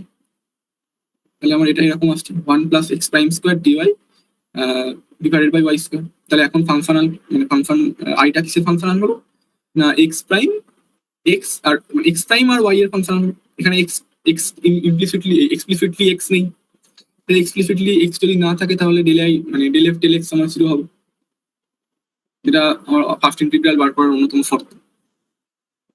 সেটাই করেছি, ডেল এফ ডেল এক্স হচ্ছে 0। তাহলে DD Y of del F del X prime হচ্ছে 0। তাহলে del F del X prime হচ্ছে কনস্ট্যান্ট। তাহলে এবার এটা তোরা যদি ইভ্যালুয়েট করিস তাহলে তোরা পাবি হচ্ছে এরকম। এই মানে অঙ্কগুলো আর আমি বলছি না, এগুলো তোরা ক্যালকুলেট করে দেখে নিবি এগুলো ঠিক এটাই আসছে কিনা। তো এইগুলো কিন্তু তোরা কিন্তু মানে প্রত্যেকটা ভেরিফাই করবি যে আদৌ এই জিনিসগুলো আসছে, কারণ এগুলো আমি করেছি তো এগুলো কিছু ভুল থাকতে পারে। তো সেক্ষেত্রে তোরা যদি দেখিস কিছু ভুল আছে তাহলে আমাকে বলিস। তো এই হচ্ছে আমার first integral of Euler equation. তাহলে এই প্রবলেমটা বোঝা গেল কি করে আমরা বার করলাম। হ্যাঁ হ্যাঁ বেশ, কিন্তু একবার কোয়েশ্চেনটা দেখো। হ্যাঁ, এই যে,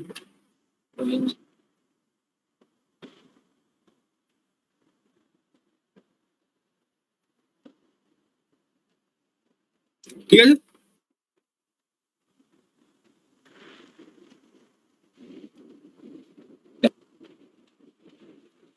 বেশ, আচ্ছা এইখানে এই যে ডাজ নট কন্টেন্ট আরেকবার ইন্ডিপেন্ডেন্ট বল তো, কথাটা কেটে যাচ্ছে। ভেরিয়েবল এক্স তার মধ্যে একটা কনস্ট্যান্ট ফাংশন প্রুফ করার ব্যাপার আছে, মানে করা যাবে অঙ্কটা, আমি ওটা ভাবছি। আরেকবার বুঝতে পারছি না, মানে কথাটা কেটে গেল আরেকবার। হ্যাঁ হ্যাঁ আমি বলছি এটা কি একটা আইডেন্টিটি দেখায় না, সেই বি দিয়ে নামটা বেলট্রামিস আইডেন্টিটি, বেলট্রামিস আইডেন্টিটি করা যাবে। বেলট্রামিস আইডেন্টিটি করা যাবে, হ্যাঁ করা যাবে। এটা আমরা এরপরে দেখবো, এরপরে এটা অল্টারনেটিভ মেথড হিসেবে দেখবো, বেলট্রামিস আইডেন্টিটি দিয়ে করা যাবে অঙ্কটা। ঠিকই বলেছিস। এই যে এটা হচ্ছে আমার বেলট্রামিস আইডেন্টিটি দিয়ে করছি, যেহেতু ডেল এফ ডেল এক্সটা 0 বুঝতেই পারছিস, তাহলে আমরা বেলট্রামিস আইডেন্টিটি দিয়ে আমরা লিখতে পারি এটা যে ddx of f minus y prime del F del y prime equal to 0, তাই তো? এটাই বলছিলিস তো? হ্যাঁ হ্যাঁ হ্যাঁ হ্যাঁ তাহলে এটাও যদি তুই ইভ্যালুয়েট করিস দেখ তুই কি পাচ্ছিস না, এরকম পাচ্ছিস 1/y square plus 1 plus y prime square equal to constant. এবার যেটা হবে তুই যদি ভ্যারিয়েবল ইন্টারচেঞ্জ করিস, মানে ইন্ডিপেন্ডেন্ট ভ্যারিয়েবলটা যদি y থেকে x এ চেঞ্জ করিস তাহলে তুই আগের ইকুয়েশনটাই ফেরত পাবি, যেটা আমরা এখানে পেয়েছিলাম। এই ইকুয়েশনটা আর এই দুটো ইকুয়েশন আমার সেম আসছে। তাই তো? হুম। তাহলে এটা বোঝা গেল প্রবলেমটা। এই প্রবলেমটা তাহলে আমরা বেলট্রামিস আইডেন্টি দিয়ে করতে পারি অথবা ভ্যারিয়েবল চেঞ্জ করে করতে পারি। যেহেতু কোশ্চেনে আমাকে ভ্যারিয়েবল চেঞ্জ করে করার কথা বলেছে, সেই জন্য আমি বেলট্রামিস আইডেন্টিটা অল্টারনেটিভ মেথড হিসেবে লিখেছি। বুঝেছি। বেশ, তো এরপর আর একটা প্রবলেম আছে। ধর তোকে এরকম একটা ফাংশনাল দিয়ে দিয়েছে, দিয়ে বলছে এটার এক্সট্রিমাল বার করতে। এক্সট্রিমাল বার করতে গেলে কি করতে হবে না, বুঝতেই পারছি। এক্সট্রিমাল বার করতে গেলে তোকে ফার্স্টে ওয়াই প্রাইম মানে ওয়াই এর সেই ভ্যালুটা বার করতে হবে, যার জন্য যে ওয়াই এক্সটা হচ্ছে এক্সট্রিমাল, এবং তারপরে তোকে ওয়াই এর সেই ভ্যালুটা পুট করে তোকে ইন্টিগ্রেশনটা করতে হবে। ওয়াই এর ফাংশন অফ এক্স বেরোবে, তারপর তুই ইন্টিগ্রেশনটা যদি করিস তাহলে যে ভ্যালুটা পাবি সেটা হচ্ছে তোর এক্সট্রিমাম ভ্যালু অফ জে। বোঝা গেল কি বললাম? হ্যাঁ। তাহলে আমার এখানে ফাংশনালটা কি আছে না, ফাংশনালটা বুঝতেই পারছি শুধুমাত্র ওয়াই প্রাইম আর ওয়াই এর ফাংশন, মানে এক্স এর উপর কোনো এক্সপ্লিসিট ডিপেন্ডেন্স নেই, তাই তো? হুম। তাহলে আমরা এখানে বেলট্রামিস আইডেন্টিটি ইউজ করতে পারি। সেটাই আমরা করেছি, ডেল এফ ডেল এক্স হচ্ছে জিরো, তাহলে F minus Y prime del F del Y prime equal to some constant. সেটা আমরা কনস্ট্যান্ট থেকে সি স্কোয়ার ধরছি। কারণ এটা কেন ধরছি সেটা আমরা পরে দেখবো, যে আমাদের ইন্টিগ্রেশনের সুবিধার জন্য আমরা এটা সি স্কোয়ার ধরেছি। তো এবার আমরা যদি এইগুলো ইভ্যালুয়েট করি তাহলে ডেল এফ এর ফর্ম হচ্ছে এইটা, তাহলে del F del Y prime হচ্ছে আমরা এটা পাবো, del F del Y prime হচ্ছে এইটা, আর F minus Y prime del F del Y prime সেটা হচ্ছে আমার এইটা, 3 of 1 plus Y square divide by Y prime square. তাহলে ওয়াই প্রাইম পেলাম হচ্ছে এইটা, যেখানে এ হচ্ছে আমার স্কোয়ার রুট অফ 3/c। তাহলে এখানে DY by square root of 1 plus Y square এ ডিএক্স। এটা যদি আমি ইন্টিগ্রেট করি কি পাবো, আমি যেটা করছি এখানে মানে আমি এখানে জাস্ট ভেরিয়েবল সাবস্টিটিউশন করেছি, Y equal to sine hyperbolic এটা পুট করেছি। তোরা অন্য কিছু ভাবে চাইলেও করতে পারিস। জেনারেলি এটার ফর্মটা কি হয় তোরা কেউ মানে বলতে পারবি? এটা DY by square root of 1 plus Y square এটা ইন্টিগ্রেট করলে কি আসে? সেই লগ দিয়ে একটা ছিল মনে হয়, লগ মানে ওয়াই এর জায়গায় বসাতে হবে কিছু একটা টেন থিটা ধরতে হবে, তাহলে ডিওয়াইটা ওই 6 স্কোয়ার থিটা এরকম কিছু এসে যাবে, তাহলে 1 প্লাস 10 স্কোয়ার থিটা ফর্মে এলো, দিয়ে সেখান থেকে ইন্টিগ্রেট। ঠিক ঠিক ঠিক লগ দিয়ে কিছু একটা আসে, তুই টেন থিটা ধরিস, বা এখানে মানে একই রকম ভাবে তুই যদি হাইপারবোলিক ফাংশন হিসেবে ধরিস, তো সেখানে তুই সাইন হাইপারবোলিক থিটা হিসেবে যদি ধরিস ওয়াইটাকে, না 11 12 10 থিটা ধরে করতাম। হ্যাঁ 11 এটা টেন থিটা ধরেই করে, মানে টেন থিটা ধরে করা যায় না তা না। এটা মানে এটা তোরা যদি মানে পরবর্তীকালে যে কার্ভেচার মানে ডিফারেন্সিয়াল জিওমেট্রি যদি পড়িস দেখবি যে টেন থিটা যেটা ধরা আর হাইপারবোলিক মানে সাইন হাইপারবোলিক থিটা এগুলো মানে প্রায় ইকুইভ্যালেন্ট আর কি। জেনারেল রিলেটিভিটির ক্ষেত্রে সেটা আমরা দেখতে পাই, জেনারেল রিলেটিভিটির ক্ষেত্রে ডিফারেন্সিয়াল জিওমেট্রি পড়তে হয় আর কি। তো সেটা যদি তোরা এমনি আলাদা করে যদি পড়িস তখন সেক্ষেত্রে দেখবি এগুলো হচ্ছে ইকুইভ্যালেন্ট জিনিস, সাইন হাইপারবোলিক থিটা বা টেন থিটা যদি তোরা যদি করিস। তাহলে আমরা দেখতে পাচ্ছি যে এখানে এই যেটা এলো থিটা ইকুয়াল টু আমরা পেলাম হচ্ছে A X plus B integration করবো। থিটাটা আমি কি ধরেছিলাম, থিটা হচ্ছে আমার sine hyperbolic inverse Y, sine hyperbolic inverse Y equal to X plus B, তাহলে Y equal to sine hyperbolic A X plus B এটা আমরা পেলাম। তো এটা আমরা ওয়াই এর ভ্যালুটা পেলাম। তো এবার বাকি যে পার্টটা আর কি মানে জে এর যে এক্সট্রিমাম ভ্যালুটা বার করা, তো সেটা বার করতে গেলে তোকে এই ওয়াইটাকে এই ইন্টিগ্রেশনে বসাতে হবে, মানে এখানে এই জায়গাতে বসাতে হবে আর কি। ওয়াই এর ভ্যালুটা কত পেলি, sine hyperbolic A X plus B, sine hyperbolic A X plus B এটা যদি এখানে বসাস, এই ইন্টিগ্রেশনে বসিয়ে যদি ইন্টিগ্রেট করিস, বা তোরা যদি কেউ ট্যান থিটা দিয়ে করতে চাস সেটাও করতে পারিস। তো ইন্টিগ্রেট করলে যেটা পাবি সেইটা হচ্ছে তো জে এর এক্সট্রিমাম ভ্যালু। এখানে আমি জাস্ট শুধু ওইটুকু বার করেছি, মানে ওয়াইটার ওয়াই এর কোন ভ্যালুর জন্য জে এর ভ্যালু এক্সট্রিমাম হবে সেইটুকু আমি বার করে ছেড়ে দিয়েছি, বাকিটা তোরা চাইলে করে দেখতে পারিস। তাহলে এই প্রবলেমটা বোঝা গেল? হ্যাঁ। বেশ, তো এরপর আরেকটা জিনিস যেটা আমরা দেখবো সেটা হচ্ছে জিওডেসিক প্রবলেম। তো জিওডেসিক প্রবলেম এটা তোদের হয়তো আগেও আমি বলেছিলাম, যে যখন ফার্মার্স প্রিন্সিপাল যখন পড়িয়েছিলাম, যে কি জিওডেসিক প্রবলেমটা কি না, জিওডেসিক প্রবলেম হচ্ছে problem of finding minimum distance path. সেটাই আমরা এখানে লিখছি যে a curve that represents the shortest path between any two points on the same surface is called geodesic. On the flat surface geodesic is a straight line. তো সেটাই আমরা বললাম আগেও যেটা বলছিলাম, যে কোনো একটা যদি ফ্ল্যাট সারফেস হয় সেক্ষেত্রে আমার জিওডেসিক সবসময় স্ট্রেট লাইন হবে। বুঝতেই পারছি এটা অবশ্যই এটা মানে ইনটুইশন থেকেও বোঝা যাচ্ছে, কিন্তু যদি কোনো স্পেসটা যদি কার্ভেচার থাকে সেক্ষেত্রে কিন্তু আমরা বলতে পারবো না যে ওটা সবসময় স্ট্রেট লাইন হবে, ওটা কিন্তু কোনো একটা কার্ভ হবে। এটা আমরা পরবর্তীকালে যদি আমরা এখানে হয়তো আমি করিনি, তোদের আমি অ্যাসাইনমেন্টে দেবো হয়তো করতে, যে এটা স্ফিয়ারের জন্য, স্ফিয়ারের ক্ষেত্রে জিওরেসিক কি হবে সেটা যদি তোরা করে দেখিস দেখবি সেটা কিন্তু আর স্ট্রেট লাইন থাকছে না, সেটা হয়ে যাচ্ছে একটা গ্রেট সার্কেল, ইকুয়েটোরিয়াল প্লেনে একটা গ্রেট সার্কেল হয়ে যাচ্ছে। তো সেটা কিন্তু অবশ্যই স্ট্রেট লাইন নয়, তাহলে সেটা একটা কার্ভ সার্ফেস হচ্ছে, কার্ভ হচ্ছে আর কি। তো যদি সার্ফেসের যদি আমার সার্ফেসের কার্ভেচার থাকে তখন সেক্ষেত্রে কিন্তু সেটা জিওরেসিকটা কিন্তু স্ট্রেট লাইন হয় না। Yes, তাহলে এই হচ্ছে জিওরেসিক প্রবলেমের যে আমাদের ডেফিনেশন। তো এবার যেটা আমি করতে বলবো সেটা হচ্ছে যে জিওরেসিক তোকে বার করতে হবে একটা কার্টেসিয়ান প্লেনের ক্ষেত্রে। কার্টেসিয়ান প্লেনে অয়েলার ইকুয়েশন ইউজ করে তোকে যদি জিওরেসিক বার করতে হয় তুই কি করে করবি। তো কোনো একটা কার্টেসিয়ান প্লেনের মধ্যে ধর x1 আর x1 y1 আর x2 y2 একটা মানে দুটো পয়েন্ট আছে এ আর বি। তো ওই দুটো পয়েন্টের মধ্যে যে ডিস্টেন্স সেইটা তোকে মিনিমাইজ করতে হবে, তাই তো? হ্যাঁ, তো সেটা আমরা কি করতে পারি, সেটা আমরা অয়েলার ল্যাগ্রাঞ্জ ইকুয়েশন ইউজ করে করতে পারি। কি করে করতে পারি না, আমি বলছি যে ধর এরকম দুটো পয়েন্ট আছে x1 y1 আর x2 y2, তো এই দুটো পয়েন্টের মধ্যে যে ডিস্টেন্স এইটুকু তুই ধর ইনফাইনাইটেসিমালি স্মল ডিস্টেন্সে তুই ভেঙে নিবি। ধর এই দুটো হ্যাঁ, এই ডিস্টেন্সটা হচ্ছে ডিএস। হ্যাঁ, অরিজিন থেকে দুটো পজিশন ভেক্টর রাখতে হবে, একটা হবে আর ভেক্টর, একটা আর প্লাস ডিআর ভেক্টর হবে। তাহলে ডিআর ভেক্টরের ভ্যালু হবে √dx square plus DY square, এরকম কিছু একটা। ঠিক।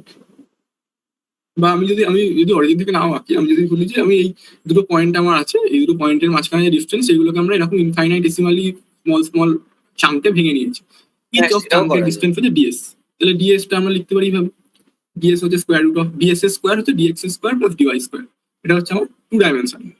এটাকে আমরা সাধারণত মানে জিআর এর ক্ষেত্রে বা ডিফারেন্সিয়াল জিওমেট্রি যদি পড়ি এগুলোকে লাইন এলিমেন্ট হিসেবে লেখা হয়। লাইন এলিমেন্ট বা মেট্রিকও বলা হয় অনেক ক্ষেত্রে।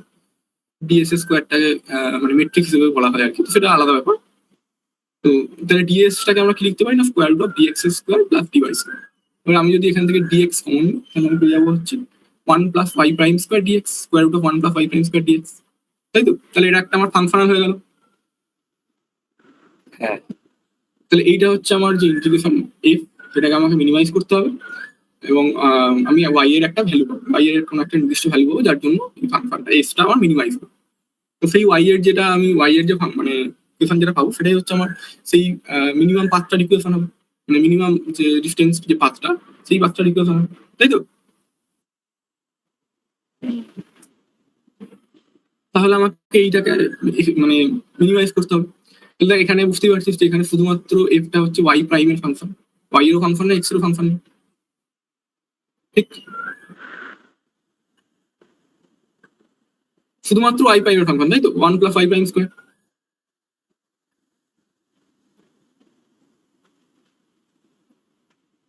তাই তো? হ্যাঁ, বেশ, তাহলে আমরা যদি এটা ইভ্যালুয়েট করি অয়েলার ল্যাগ্রাঞ্জ ইকুয়েশন থেকে, তাহলে আমরা কি ডেল এফ ডেল ওয়াই তোমার 0 আসবে। তাহলে ডিডিএক্স অফ এই টার্মটা হচ্ছে আমার 0, মানে এই ভেতরে যেটা আছে সেটা হচ্ছে আমার কনস্ট্যান্ট, মানে y prime divided by 1 plus y prime square equal to constant. তো এবার যদি আমি এটাকে ইভ্যালুয়েট করে লিখি তাহলে আমি পাবো হচ্ছে y prime equal to some constant, যেটাকে আমরা k1 দিয়ে লিখছি। তাহলে এটা ইন্টিগ্রেট করলে আমি কি পাবো, y equal two k1x plus k2। তাহলে এটা হচ্ছে আমার স্ট্রেট লাইনের ইকুয়েশন, তাই তো? তাহলে বোঝা গেল কি করে আমরা স্ট্রেট লাইন পেলাম। এটা হচ্ছে কার্টেসিয়ান কোঅর্ডিনেট সিস্টেম আমরা কিন্তু কনসিডার করেছি। তো কার্টেসিয়ান কোঅর্ডিনেট সিস্টেমের ক্ষেত্রে দুটো পয়েন্টের মধ্যে যে মিনিমাম ডিস্টেন্স সেটা হচ্ছে আমার স্ট্রেট লাইন। তাহলে এই প্রবলেমটা বোঝা গেল কি করে পেলাম জিওরেসিকটা। হ্যাঁ, বেশ, তো এরপর আর যেটা আছে সেটা হচ্ছে ধর আমি এটা তো কার্টেসিয়ান কোঅর্ডিনেট সিস্টেম ধরে করলাম। এবার আমি যদি একই প্রবলেমকে আমি যদি প্লেন পোলার কোঅর্ডিনেট হিসেবে ধরি, তাহলে প্লেন পোলার কোঅর্ডিনেটের ক্ষেত্রে কি কোনো কার্ভেচার আছে তোদের কি মনে হয়? না, কার্ভেচার তো নেই, খালি অ্যাঙ্গুলার একটা চেঞ্জ হবে, খালি আর ভেক্টরটাই খালি থিটা। ঠিক, আমরা শুধু মানে এক্স ওয়াই টাকে আমরা জাস্ট আর থিটা দিয়ে রিপ্লেস করছি। আর এটা কোনো কার্ভেচার এটা কোনো কার্ভেচার নেই। কার্ভেচার নেই মানে তোর এক্ষেত্রেও তাহলে আমার কি হবে, তাহলে বুঝতে পারছিস যে জিওরেসিক যেটা হবে সেটা স্ট্রেট লাইনই হবে। DR plus R D theta, DR square plus R square D plus R D square D theta. হ্যাঁ, তাহলে সেটা স্ট্রেট লাইনই হবে, এটা বুঝতেই পারছিস। তাহলে প্রবলেমটা করার আগে তুই বুঝে গেলি যে জিওরেসিকটা আমার স্ট্রেট লাইন হবে, তাই তো? হ্যাঁ, তাহলে তোকে যেটা করতে হবে জাস্ট স্ট্রেট লাইনের ইকুয়েশনটা বার করতে হবে, সেটাই আমরা এখানে করেছি। তাহলে আমার এখানে যেটা আমি করছি যে 1 প্লাস আর স্কোয়ার থিটা প্রাইম হচ্ছে ডি থিটা ডিআর তাহলে আরটাকে আমি ইন্ডিপেন্ডেন্ট ভেরিয়েবল হিসেবে ধরছি ট্রিট করছি। তাহলে আমার এই যদি আমি এবার অয়লার ল্যাগ্রাঞ্জ ইকুয়েশন লিখি তাহলে আমার এরকম আসবে। এই ক্যালকুলেশন গুলো আমি আর বলছি না, ক্যালকুলেশন গুলো দেখে নিস। তাহলে থিটা প্রাইম যেটা আসবে আমি জাস্ট মানে যেখান থেকে আমি মানে ভ্যারিয়েবল চেঞ্জ করেছি বা ইন্টিগ্রেশন যেগুলো করেছি সেগুলো আমি বলছি, স্টেপগুলো তোরা কিন্তু দেখে নিস, স্টেপগুলো আমি আলাদা করে বলছি না, ওগুলো বলতে গেলে অনেকটা সময় যাবে আর ওগুলো মানে ওগুলো ফিজিক্যালি রিলেভেন্ট নয়, তো জাস্ট ম্যাথামেটিক্যাল স্টেপ। তো থিটা প্রাইম হচ্ছে আমার এরকম পেলাম C by R into square root of R square minus C square. তো এবার আমি যদি এই R square minus C square রুটটাকে আমি যদি ইউ দিয়ে রিপ্লেস করি, সাবস্টিটিউট করি, তাহলে আমি এরকম পাবো যে ডি থিটা ডি আর সমান পাবো হচ্ছে C by R into R square minus C square. তাহলে ডি থিটা হচ্ছে C by R into square root of R square minus C square T R. তাহলে আর স্কোয়ার, হ্যাঁ এবার ইন্টিগ্রেট করতে হবে। R square minus C square মানে কত? R square minus C square হচ্ছে U, square root of R square minus C square মানে হচ্ছে ইউ। তাহলে শুধুমাত্র R square minus C square সেটা হচ্ছে ইউ স্কোয়ার, সেটাই আমরা লিখেছি এখানে। যে এইটার মানে কত হচ্ছে যে DR by R into square root of R square minus C square, সেটা হচ্ছে integration of DU by U square plus C square. সেটা আমরা কি করে পেয়েছি সেটা এখান থেকে পেয়েছি, এখান থেকে আমরা পেয়েছি DR by R into square root of R square minus C square equal to DU by U square plus C square, এটা আমরা এখান থেকে পেয়েছি। তাহলে আমরা এটা পেয়ে গেলাম। তাহলে DU by U square plus C square মানে 1 by C tan inverse U by C, 1 by DR. ঠিক, মানে এই ফর্মটা শুধুমাত্র এইটা ইন্টিগ্রেশনটার ভ্যালু হচ্ছে এইটা। তাহলে এখানে সি আর সি ক্যান্সেল হয়ে যাবে, সি আর সি ক্যান্সেল হয়ে গেল, পড়ে রইল এই টার্মটা। tan ইনভার্স আসা মানে তো সেই y equal to mx plus c form আসবে, এখানে m টা হবে tan inverse y by x এর একটা ফর্ম আসবে। হ্যাঁ মানে এখানে আরটাকে আমরা এভাবে লিখতে পারি R cos theta minus p equal to c। তাহলে এবার এটাকে যদি আমি এক্সপ্যান্ড করে লিখি R cos theta cos p plus R sin theta sin b equal to c। আর cos থিটাকে আমি যদি x পুট করি আর sin থিটা যদি y পুট করি তাহলে আমি পেলাম হচ্ছে k1x plus k2y equal to c, যেখানে k1 আর k2 হচ্ছে cos p sin b, এগুলো কনস্ট্যান্ট হবে। তাহলে এটা হচ্ছে একটা স্ট্রেট লাইনের ইকুয়েশন। তাহলে এটার ক্ষেত্রে আমরা কি পেলাম? এটার ক্ষেত্রে আমরা দেখলাম যে মানে দুটো কোঅর্ডিনেট সিস্টেম আমরা কনফিগার করলাম, একটা হচ্ছে সিম্পলি কার্টেসিয়ান কোঅর্ডিনেট আর একটা হচ্ছে প্লেন পোলার কোঅর্ডিনেট। তো দুটো সিস্টেমের ক্ষেত্রে আমরা দেখলাম এবং সেটা এভিডেন্ট যে দুটো সিস্টেমের ক্ষেত্রেই আমার যে জিওডেসিক যেটা সেটা পেলাম হচ্ছে আমার স্ট্রেট লাইন। তাহলে বোঝা গেল দুটো প্রবলেম। হ্যাঁ,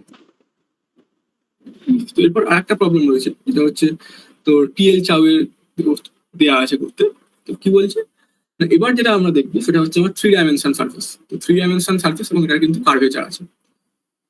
তো কি বলছে না, for the geodesics on the surface of a right circular cylinder is a helix. তো হেলিক্স জিনিসটা কি তোরা জানিস কি? তোরা তো তোদের হয়তো হ্যাঁ, আমি যখন- ম্যাগনেটোস্ট্যাটিক্স ছিল, Magnetostatic ছিলাকার ছিল। বলবে। হ্যাঁ এই ঠিক। তো এবার আমাকে একটা জিনিস আমি জিজ্ঞাসা করবো তোদেরকে, যে বল এখানে যেটা বলছে for the geodesics on the surface of a right circular cylinder.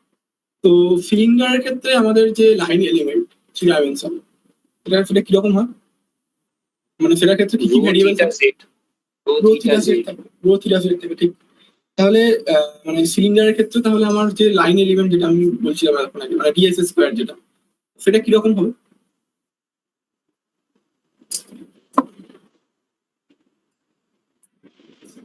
root over of d rho square plus rho square d theta square plus dz square. ঠিক, সিলিন্ড্রিক্যাল পোলার কোঅর্ডিনেটের ক্ষেত্রে ওটাই হয় হচ্ছে আমার লাইন এলিমেন্ট, মানে যে কোনো দুটো পয়েন্ট সিলিন্ডারের মধ্যে যে কোনো দুটো পয়েন্ট। কিন্তু এখানে দেখ, এখানে প্রবলেমটা তো কি বলছে, বলছে geodesic on the surface of a right circle. Surface বলে দিয়েছে মানে কি? সারফেস বলে দিয়েছে মানে হচ্ছে তো রেডিয়াস কিন্তু ফিক্সড, সারফেসের উপর কোনো দুটো পয়েন্ট নেই, ও মানে রো এর কোনো চেঞ্জ নেই, তাই d rho রো টা এর কোনো 0 চেঞ্জ নেই, তাহলে ডি রোটা 0 হবে। তাহলে শুধু পড়ে থাকবে কি না, rho square D theta square rho square D phi square plus D Z square. সেটাই আমরা এখানে করেছি। আমরা এখানে রোটাকে আর দিয়ে লিখছি, তো আর ফাইটাকে থিটা দিয়ে লিখছি। তো ডিএস স্কোয়ার আমি কি পেলাম, R square D theta square plus D Z square. হ্যাঁ, বুঝা গেল? তাহলে কি করতে হবে, নাহলে আমাকে যে ডিস্টেন্সটাকে মিনিমাইজ করতে হবে। তাহলে দুটো পয়েন্ট আর থিটা 1 z1 আর থিটা 2 z2, এই দুটো পয়েন্টের মধ্যে যে ডিস্টেন্স সেটা হবে হচ্ছে এরকম। আমি যদি থিটাটাকে ইন্ডিপেন্ডেন্ট ভেরিয়েবল হিসেবে স্প্লিট করি তাহলে theta 1 to theta 2 R square plus DZ D theta whole square square root, এটা হচ্ছে আমার ডিস্টেন্স, তাই তো? হ্যাঁ, দাদা একটা কোয়েশ্চেন আছে। হুম, বলছি আমার যদি কেউ অঙ্কটা করার সময় ডিজেড স্কোয়ারটাকে কমন নিয়ে ডিজেডটাকে বার করে দেয়, হ্যাঁ, হ্যাঁ, তাহলে হ্যাঁ, করতে পারে। সেভাবে করতে পারবে সে? হ্যাঁ, হ্যাঁ, হ্যাঁ, ডি করতে থিটা পারে। ডিজেড কোনো অসুবিধা নেই, করতেই পারে। তুই এটা তোর উপর নির্ভর করছে তুই কোনটাকে ইন্ডিপেন্ডেন্ট ভেরিয়েবল নিচ্ছিস। আচ্ছা আচ্ছা আচ্ছা। কোনো অসুবিধা নেই, সেভাবে করতে পারিস। সেভাবে মানে অনেকে সেভাবে করা যায়, কিন্তু উত্তরটা একই আসবে। এবার যদি তো দুটো ক্ষেত্রে উত্তর আলাদা আসে তাহলে বুঝবি তোর কোথাও ভুল হচ্ছে। কেননা উত্তরটা তো মানে এক্ষেত্রে এটা জানাই যে এখানে এটা নোন ফ্যাক্ট যে সিলিন্ডারের সার্ফেসের উপর কোনো মানে জিওমেট্রিক পাথ, সেটা আমার হেলিক্স হবে। কিন্তু যদি হেলিক্সের বদলে অন্য কিছু কার্ভ আসে তাহলে বুঝবি তোর ক্যালকুলেশনে কোথাও ভুল হচ্ছে। তো তাহলে আমরা এখানে জেড প্রাইমটাকে ডিজেড ডি থিটা লিখছি, এবং আমরা দেখছি কি না এটা ফাংশনালটা কার উপর নির্ভর করছে না, আটটা তোমার কনস্ট্যান্ট, তাহলে শুধুমাত্র জেড প্রাইম উপর নির্ভর করছে। তাহলে ডি থিটা মানে থিটার উপর কোনো নির্ভরশীলতা নেই। তাহলে ডেল এফ টেল থিটা যেটা সেটা আমার জিরো হয়ে যাবে, বা ডেল এফ টেল জেড জেডের উপরে কোনো নির্ভরশীলতা নেই। জেড মানে এক্সপ্লিসিটলি জেডও নেই এখানে, এর মানে এই ফাংশনালটার এক্সপ্রেশনের মধ্যে জেড কোথাও এক্সপ্লিসিটলি নেই। তাহলে ডেল এফ টেল জেড জিরো হয়ে যাবে, তাই তো? হ্যাঁ তাহলে ডেল এফ ডেল জেড যদি জিরো হয় তাহলে অয়েলার ল্যাগ্রাঞ্জ ইকুয়েশন এরকম দেখতে হবে, ডিডি জেড অফ এটা। তাহলে এটা আমরা ইন্টিগ্রেট করলে আমরা পাবো হচ্ছে এরকম। এবার যদি আমরা এটাকে আরো সিম্পলিফাই করি তাহলে আমরা পাবো হচ্ছে জেড প্রাইম সমান C R by square root of 1 minus C square. এবার এখানে সব কটাই হচ্ছে আমার কনস্ট্যান্ট, কারণ আটটা আমার কনস্ট্যান্ট আর সি গুলো কনস্ট্যান্ট, তাহলে সেটাকে আমরা কে বলে লিখতে পারি। তাহলে এটাকে যদি আমরা ইন্টিগ্রেট করি তাহলে আমি পাবো হচ্ছে জেড সমান কে থিটা প্লাস বি, যেটা হচ্ছে আমার একটা হেলিক্সের ইকুয়েশন। তাহলে বোঝা গেল প্রবলেমটা কি করে আমরা এখান থেকে হেলিক্স পেলাম। হ্যাঁ তাহলে এই গেল হচ্ছে আমার জিওডেসিক প্রবলেম। তাহলে মানে এতদূর পর্যন্ত মোটামুটি সব বোঝা গেছে, মানে কোথাও অসুবিধা নেই তো? না না আচ্ছা, তো এরপর একটা যেটা প্রবলেম, যেটা খুব ইন্টারেস্টিং প্রবলেম, যেটা হচ্ছে ব্রাকিষ্টক্রম প্রবলেম। তো ব্রাকিষ্টক্রম প্রবলেমের ক্ষেত্রে ধর মানে তোদের কি মনে হয়, ধর আমি এরকম, হ্যাঁ বল, ব্রাকিষ্টক্রম, নামটা BRS ব্রাকিষ্টক্রম। আচ্ছা ওখানটায় অস্পষ্ট আছে হ্যাঁ একটু স্পষ্ট আছে দেখবি, ব্রাকিস্টোস ব্রাকিষ্টক্রম, ব্রাকিস্টোস মানে হচ্ছে শর্টেস্ট আর ক্রোনস মানে হচ্ছে টাইম, শর্টেস্ট টাইম। হ্যাঁ গ্রিক।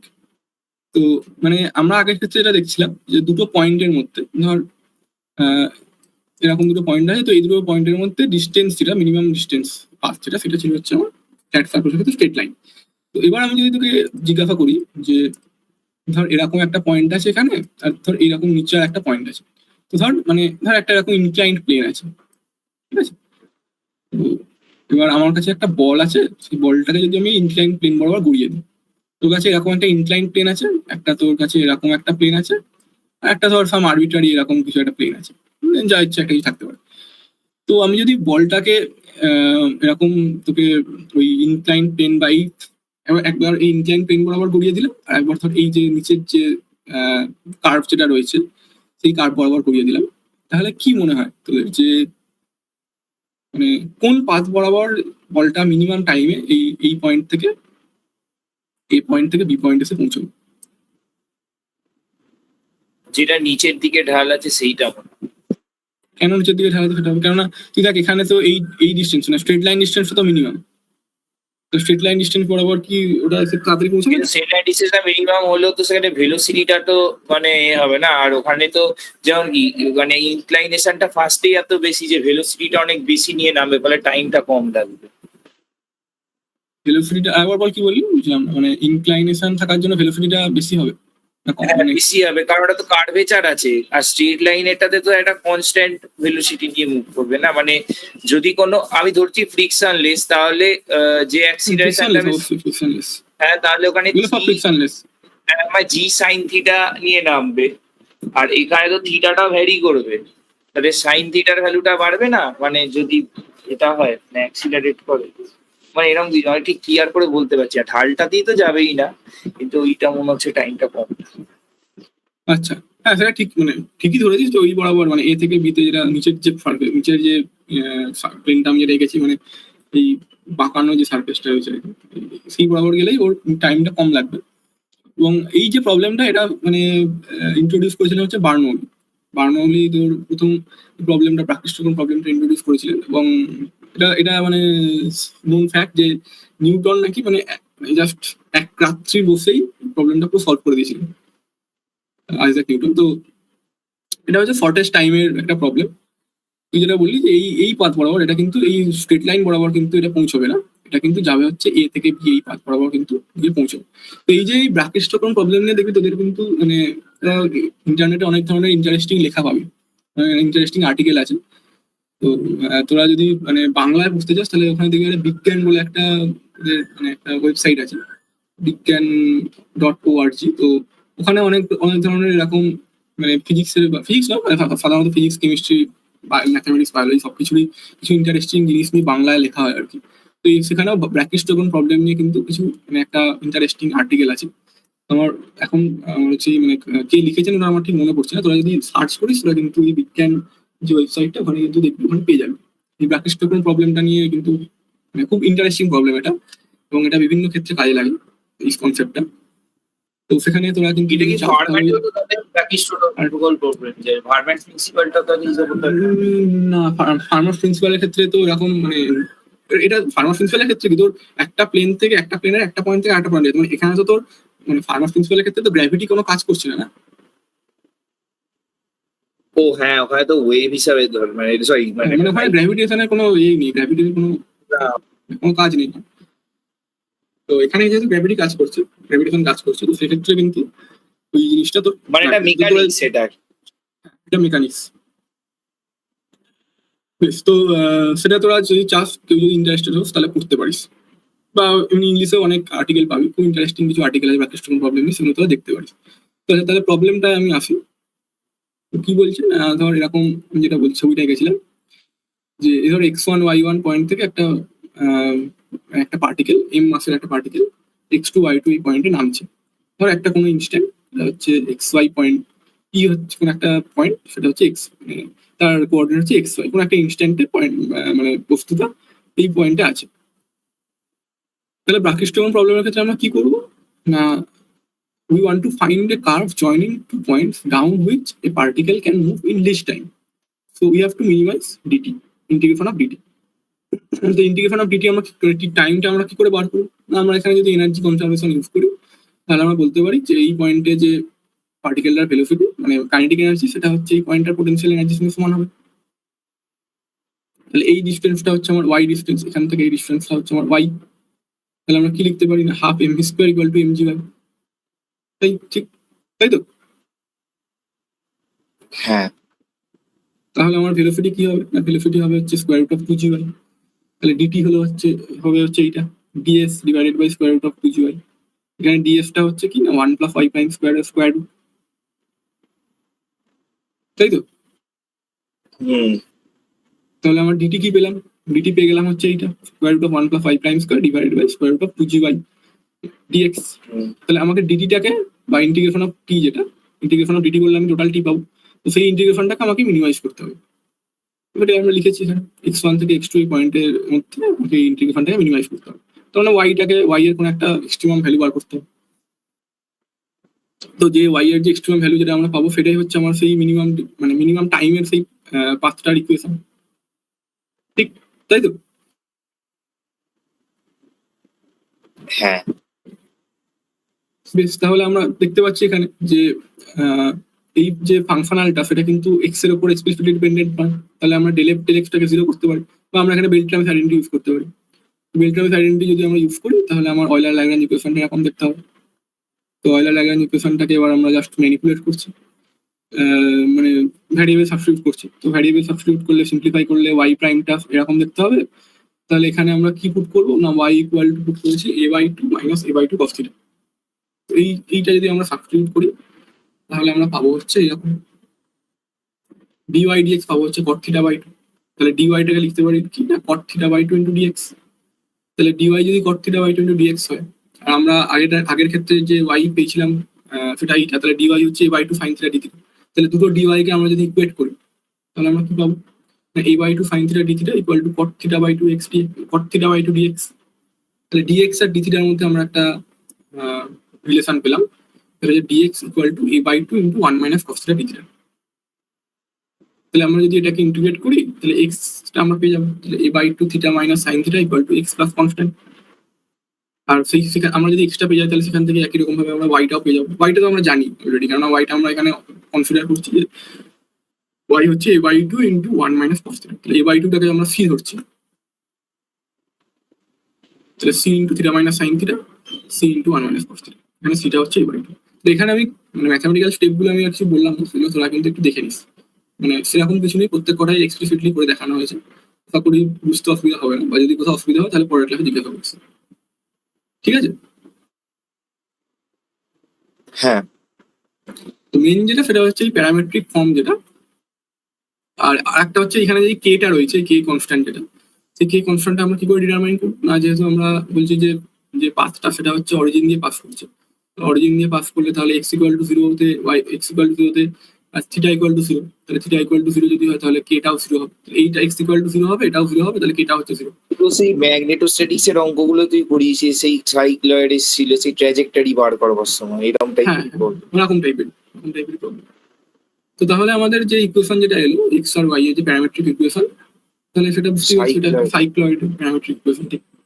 সেটা দেখতে হবে এরকম। তোরা এটা চাইলে ডেসমসে প্লট করে দেখতে পারিস কেমন আছে, বা ডেসমস বা পাইথন যে কোনো জায়গায় প্লট করে দেখতে পারিস কেমন আছে দেখতে, বা আশা করি তোরা পড়েছিস হয়তো যখন ব্যাঙ্গালোর মানে ইয়ের ক্ষেত্রে ব্যাঙ্গালোর স্ট্যাটিক্স যখন পড়েছিলাম তখন হয়তো করে দেখেছিস কেমন সাইক্লয়েড হ্যাঁ দেখতে হয় আর কি। তো এই হচ্ছে সাইক্লয়েডের প্যারামেট্রিক ফর্ম, যেটা এখানে দেখানো হয়েছে। তো এই হচ্ছে ব্রাকিষ্টকোণ প্রবলেম। তো এবার আরেকটা এর অ্যাপ্রক্সিমেশন যেটা আমরা দিতে পারি, যে আমরা এটাকে কস থিটাটাকে এরকম লিখতে পারি, বা থিটাটাকে এইভাবে লিখতে পারি। তাহলে এক্স বাই সিটাকে আমরা কি লিখতে পারি, এক্স বাই সিটাকে আমরা ওয়াই এর রেসপেক্টে এরকম লিখতে পারি। তাহলে এটা ছিল হচ্ছে আমার ব্রাকিষ্টকোণের প্যারামেট্রিক ইকুয়েশন, এটা হচ্ছে এক্স আর ওয়াই এগুলো থিটার ফাংশন ছিল। তাহলে এবার আমি যদি এরকম লিখতে চাই যে Y as a function of X বা X as a function of Y, তাহলে সেটা করলে আমরা এরকম পাবো, x by c equal to cos inverse 1 minus y by c minus square root of y by c into 2 minus y by c। এটা হচ্ছে শুধুমাত্র x আর y এর মধ্যে রিলেশন। তো তোদের কিন্তু এটাও করতে দিতে পারে যে তোকে প্যারামেট্রিক ফর্মটা বার করতে না দিয়ে বললো যে মানে x আর y এর মধ্যে তুমি রিলেশন বার করো, তখন কিন্তু এই যে ক্যালকুলেশনটা করতে হবে। বুঝা গেল?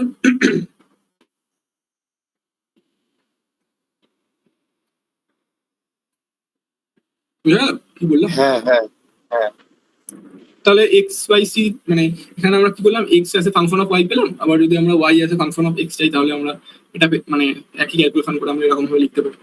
তো এবার আরেকটা লিমিট যেটা হচ্ছে যে যদি ডিস্টেন্সটা খুব স্মল হয়, মানে এক্স ওয়ান ওয়াই ওয়ান আর এক্স টু ওয়াই টু এই দুটো পয়েন্টের মধ্যে ডিস্টেন্স যদি অনেক স্মল হয়, তাহলে সেক্ষেত্রে আমরা কি বলতে পারি না, ওয়াইটা হচ্ছে সি এর থেকে অনেক ছোট, সি মানে হচ্ছে এ বাই টু, যেটা এ বাই টু এর থেকে অনেক ছোট। তাহলে এই ইকুয়েশন নাম্বার টু যেটা আছে, সেই ইকুয়েশন নাম্বার টু থেকে আমরা কি লিখতে পারি, one minus Y by c যেটা, তাহলে one minus Y by c যেহেতু ওয়াই বাই সিটা একের থেকে অনেক ছোট, সেটা কস ইনভার্স ওয়ান হয়ে যাবে। কস ইনভার্স ওয়ান মানে কত, জিরো। আর টু মাইনাস ওয়াই বাই সিটাকে আমরা শুধুমাত্র টু লিখতে পারি, তাহলে সেটা আমরা কি লিখতে পারি না, তাহলে এটা পেলাম হচ্ছে x equal to x by c equal to minus of square root of two Y by c, but y equal to x square by two into c. তাহলে এটা বুঝতে পারছি এটা একটা প্যারাবোলার ইকুয়েশন। হ্যাঁ তাহলে যেটা দেখা যাচ্ছে যে সাইক্লয়েডটা প্যারাবোলায় পরিণত হচ্ছে যদি আমাদের ওই দুটো point X one Y one আর এক্স টু ওয়াই টু পয়েন্টের মধ্যে ডিস্টেন্সটা অনেক স্মল। তাহলে এই গেল হচ্ছে আমার ব্রাকিষ্টকোণ প্রবলেম। ওই প্রবলেমটা মোটামুটি মানে কোয়ালিটেটিভলি বোঝা গেছে কি করতে চাইছিলেন।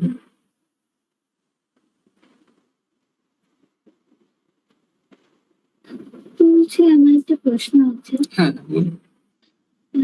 আমরা যে আগে প্রজেক্টাইল মোশন করেছি ওটার সাথে কি ব্রাকিষ্টকোণের কোনো লিঙ্ক আছে? মানে আমি একটা এক শুনতে লাগছে। হ্যাঁ, ব্রাকিষ্টকোণ মানে তুই যেটা প্রজেক্টাইলে করেছিস সেটা মানে আমরা যেটা দেখবো প্রজেক্টাইল মোশনের ক্ষেত্রে তোরা তো নিউটনস ল দিয়ে করেছিলিস, মানে ফোর্স ব্যালেন্স করেছিলিস, তাই তো? তো এবার আমরা যেটা দেখবো এরপরে আমরা যখন লাগরাঞ্জিয়ান ফর্মুলেশনে আসবো, তো লাগরাঞ্জিয়ান ফর্মুলেশনে আমরা প্রজেক্টাইল মোশনের জন্য আমরা একটা লাগরাঞ্জিয়ান লিখতে পারবো। তো সেই লাগরাঞ্জিয়ানটাকে আমরা যখন Lagrange equation Euler Lagrange equation দিয়ে সলভ করবো, দেখবি একই রকম জিনিসই কিন্তু তোরা মানে যেটা প্রজেক্টাইল মোশনের ক্ষেত্রে যেটা পেয়েছিলি সেই একই অ্যান্সার কিন্তু তোরা পাবি, মানে নিউটনিয়ান ওয়েতে করে যেটা ফোর্স ব্যালেন্স করে যে অ্যান্সার পেয়েছিলি সেটাই কিন্তু লাগরাঞ্জিয়ান ফর্মুলেশন দিয়ে করলে সেই একই অ্যান্সারই পাবি।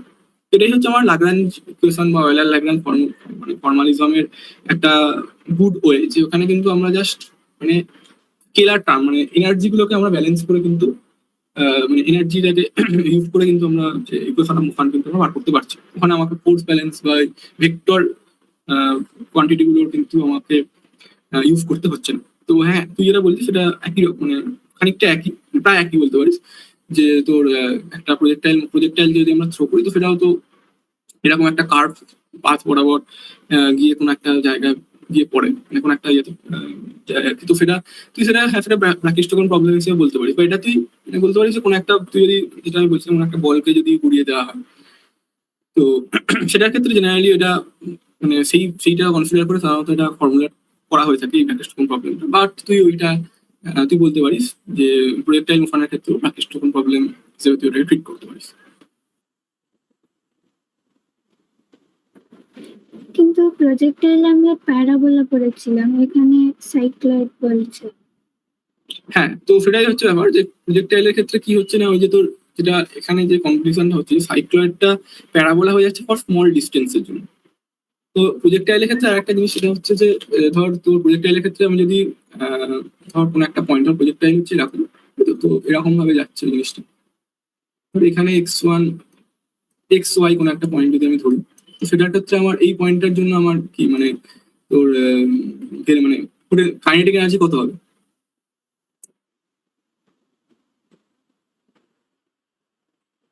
মানে এটা ধর তুই এটা মানে তুই এরকম ধরিস না যেটা হচ্ছে তোর ওই একদম টপ মোস্ট পয়েন্ট, এটা ধরিস না, এটা ধরি না কোনো একটা জেনারেল পয়েন্ট, বা তুই যদি চাস তুই পয়েন্ট এখানে কনসিডার করতে পারিস, XY যদি চাস এখানে কনসিডার করতে পারিস, এই পয়েন্টটার জন্য আমার কাইনেটিক এনার্জি কত হবে? হাফ এম কত হবে বল? dx dt square.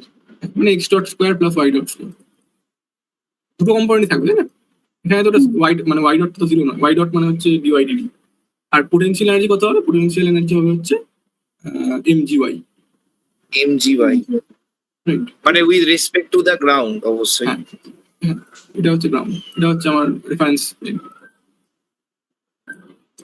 তো এবার আমরা যেটা করি লাগরাঞ্জিয়ান, যেটা আমরা লিখি লাগরাঞ্জিয়ানের ক্ষেত্রে আমরা লিখি হচ্ছে, এটা আমরা পরে আসবো আর কি, পরে এই যে লাগরাঞ্জিয়ান এখান থেকে আমরা ইন্ট্রোডিউস করছি এরপর থেকে, যেটা আমরা লিখি L equal to half m x dot square plus y dot square minus mgy, মানে kinetic energy minus potential energy. তো এবার তুই যদি এটাকে অয়লার ল্যাগ্রাঞ্জ ইকুয়েশন দিয়ে লিখিস, অয়লার ল্যাগ্রাঞ্জ ইকুয়েশন তাহলে কি হবে এটার ক্ষেত্রে? এখানে তোর কি কি ফাংশন, এখানে তো টিটা হচ্ছে আমার ইন্ডিপেন্ডেন্ট ভেরিয়েবল, তাই তো? তাহলে ফাংশনটা কি ফাংশন হচ্ছে না, এক্স ওয়াই আর X dot Y dot Y আর টি এর ফাংশন হচ্ছে। তাহলে আমার যদি আমি এক্স ডট মানে শুধুমাত্র এক্স কোঅর্ডিনেটের জন্য যদি লিখি, তাহলে আমার অয়লার ল্যাগ্রাঞ্জ ইকুয়েশন হচ্ছে এরকম, d d t of del x del l del x dot minus del l del x equal to 0। Similarly y এর ক্ষেত্রে একই জিনিস হবে। তো এবার যদি তুই এইটাকে মানে এটাকে যদি সলভ করিস, তাহলে তুই এক্স আর ওয়াই এর জন্য একটা কিছু রিলেশন পাবি।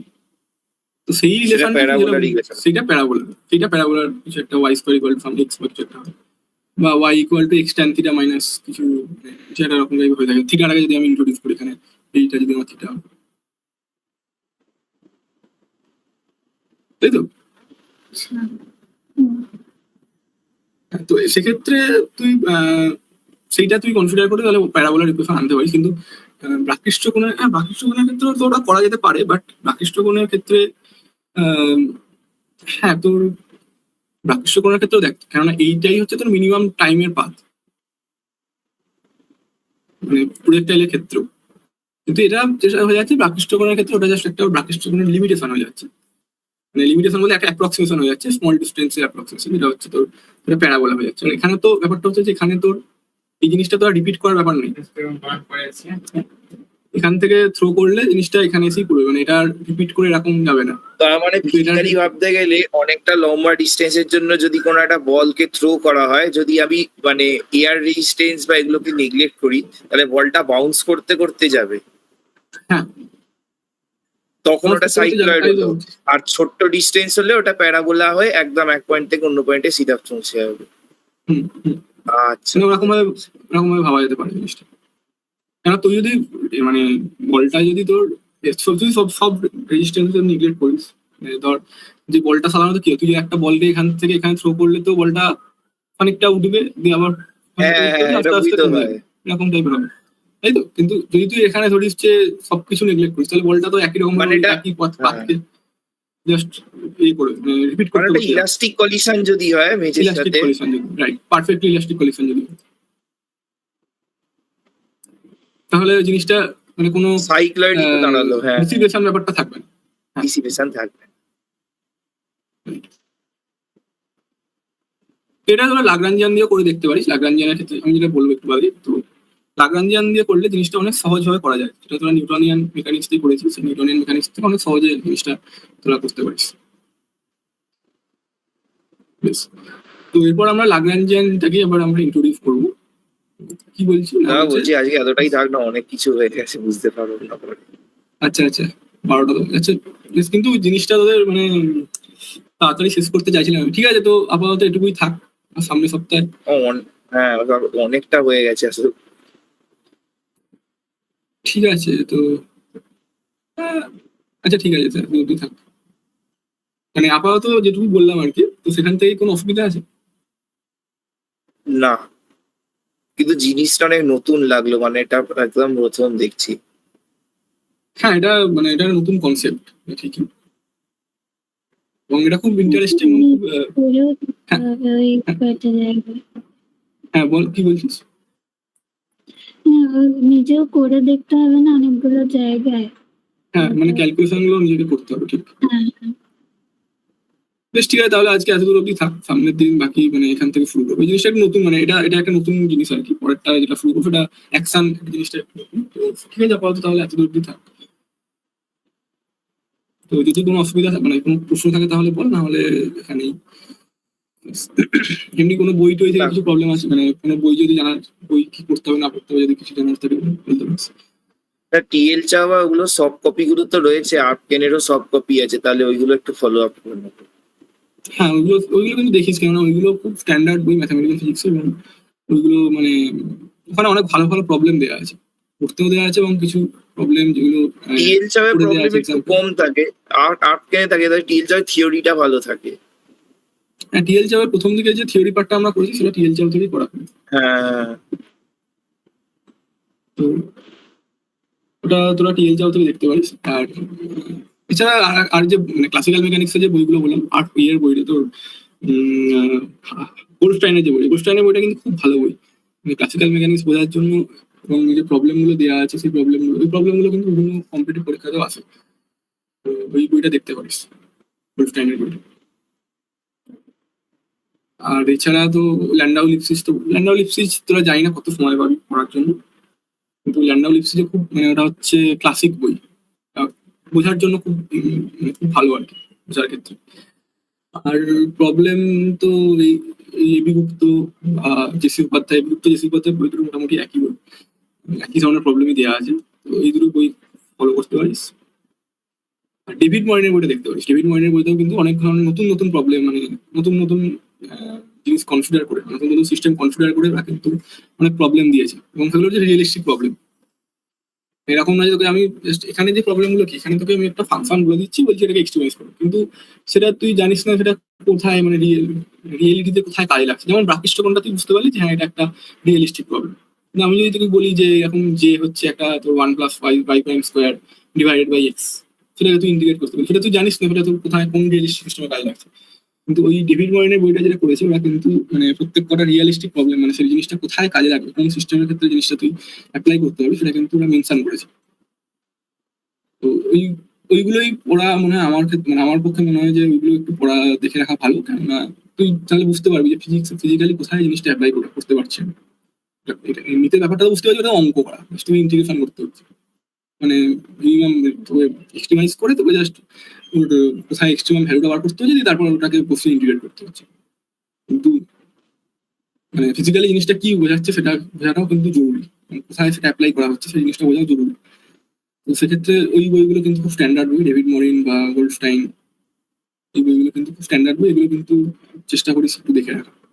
বিগুপ্ত বা এই বইগুলো শুধু তো অঙ্ক করতে দেওয়া আছে, অঙ্ক করে তো হয়েছে, মানে জাস্ট ওই ফর্ম দেওয়া আছে, অঙ্ক করে দিলি হয়ে গেল।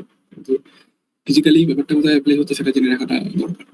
হ্যাঁ এই বেশ, তো আর বিভক্ত কিছু? কিছু এবার না, এবিগুপ্ত তো শুধু অঙ্কই দেওয়া আছে করতে হবে, ওদের হ্যাঁ। ফর্মটা বলে দেয় তুই জাস্ট ইন্টিগ্রেশন করে দেওয়া, মানে অঙ্কর বই শুধু অঙ্ক, এটা জেনারেলি অঙ্কই, কিন্তু যেহেতু আমরা ফিজিক্স পড়ছি সেহেতু ফিজিক্যালি জিনিসটা কোথায় লাগছে আর কি, কোথায় কাজে লাগছে সেটা জেনে রাখাটা তো।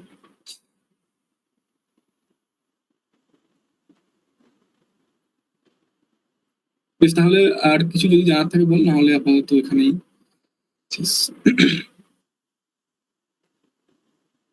না বাকিরা আর কি আরো কিছু জানার আছে? না, বুঝেছি মোটামুটি। ঠিক আছে, এবার তাহলে তোরা যে ক্যালকুলেশন যেগুলো দেওয়া হয়েছে সেগুলো তাহলে প্র্যাকটিস মানে নিজেরা একটু হাতে করে দেখ। আর এরপর আমি একটা অ্যাসাইনমেন্টও দেবো, তো অ্যাসাইনমেন্টটা কি বল, মানে তোরা কি বলিস, এখনই দিয়ে দেবো নাকি এই পার্টটা পুরোটা হয়ে যাওয়ার পরে দেবো? মানে অ্যাসাইনমেন্টটাই পুরো লেকচারটার উপর বেস করে আছে। না এখন একটুখানি দিয়ে দাও, তাহলে বাড়িকে করতে পারবে, একবারে করলে চাপ হয়ে যাবে। না মানে এই যে লেকচার 1 যেটা, এই যে পুরো পিডিএফ যেটা আছে 31 পাতা পিডিএফ, এটার উপর বেস করে পরের মানে অ্যাসাইনমেন্টটা আছে। তো কিছু প্রবলেম হয়তো তোরা মানে দেখবি হয়তো এই বাকি পরের যে পার্টটা যেটা আমি আগে বলতে পারলাম না সেই পার্টটা থেকে আচ্ছা আচ্ছা সেগুলো ঠিক আছে, আপাতত না সে এখন না করতে পারিস, কমপ্লিট আমি তাহলে পার্ট দিয়ে দেবো assignment। হ্যাঁ হ্যাঁ হ্যাঁ আচ্ছা ঠিক আছে, তাহলে যদি কিছু বলার না থাকে তাহলে এখানেই শেষ আছে।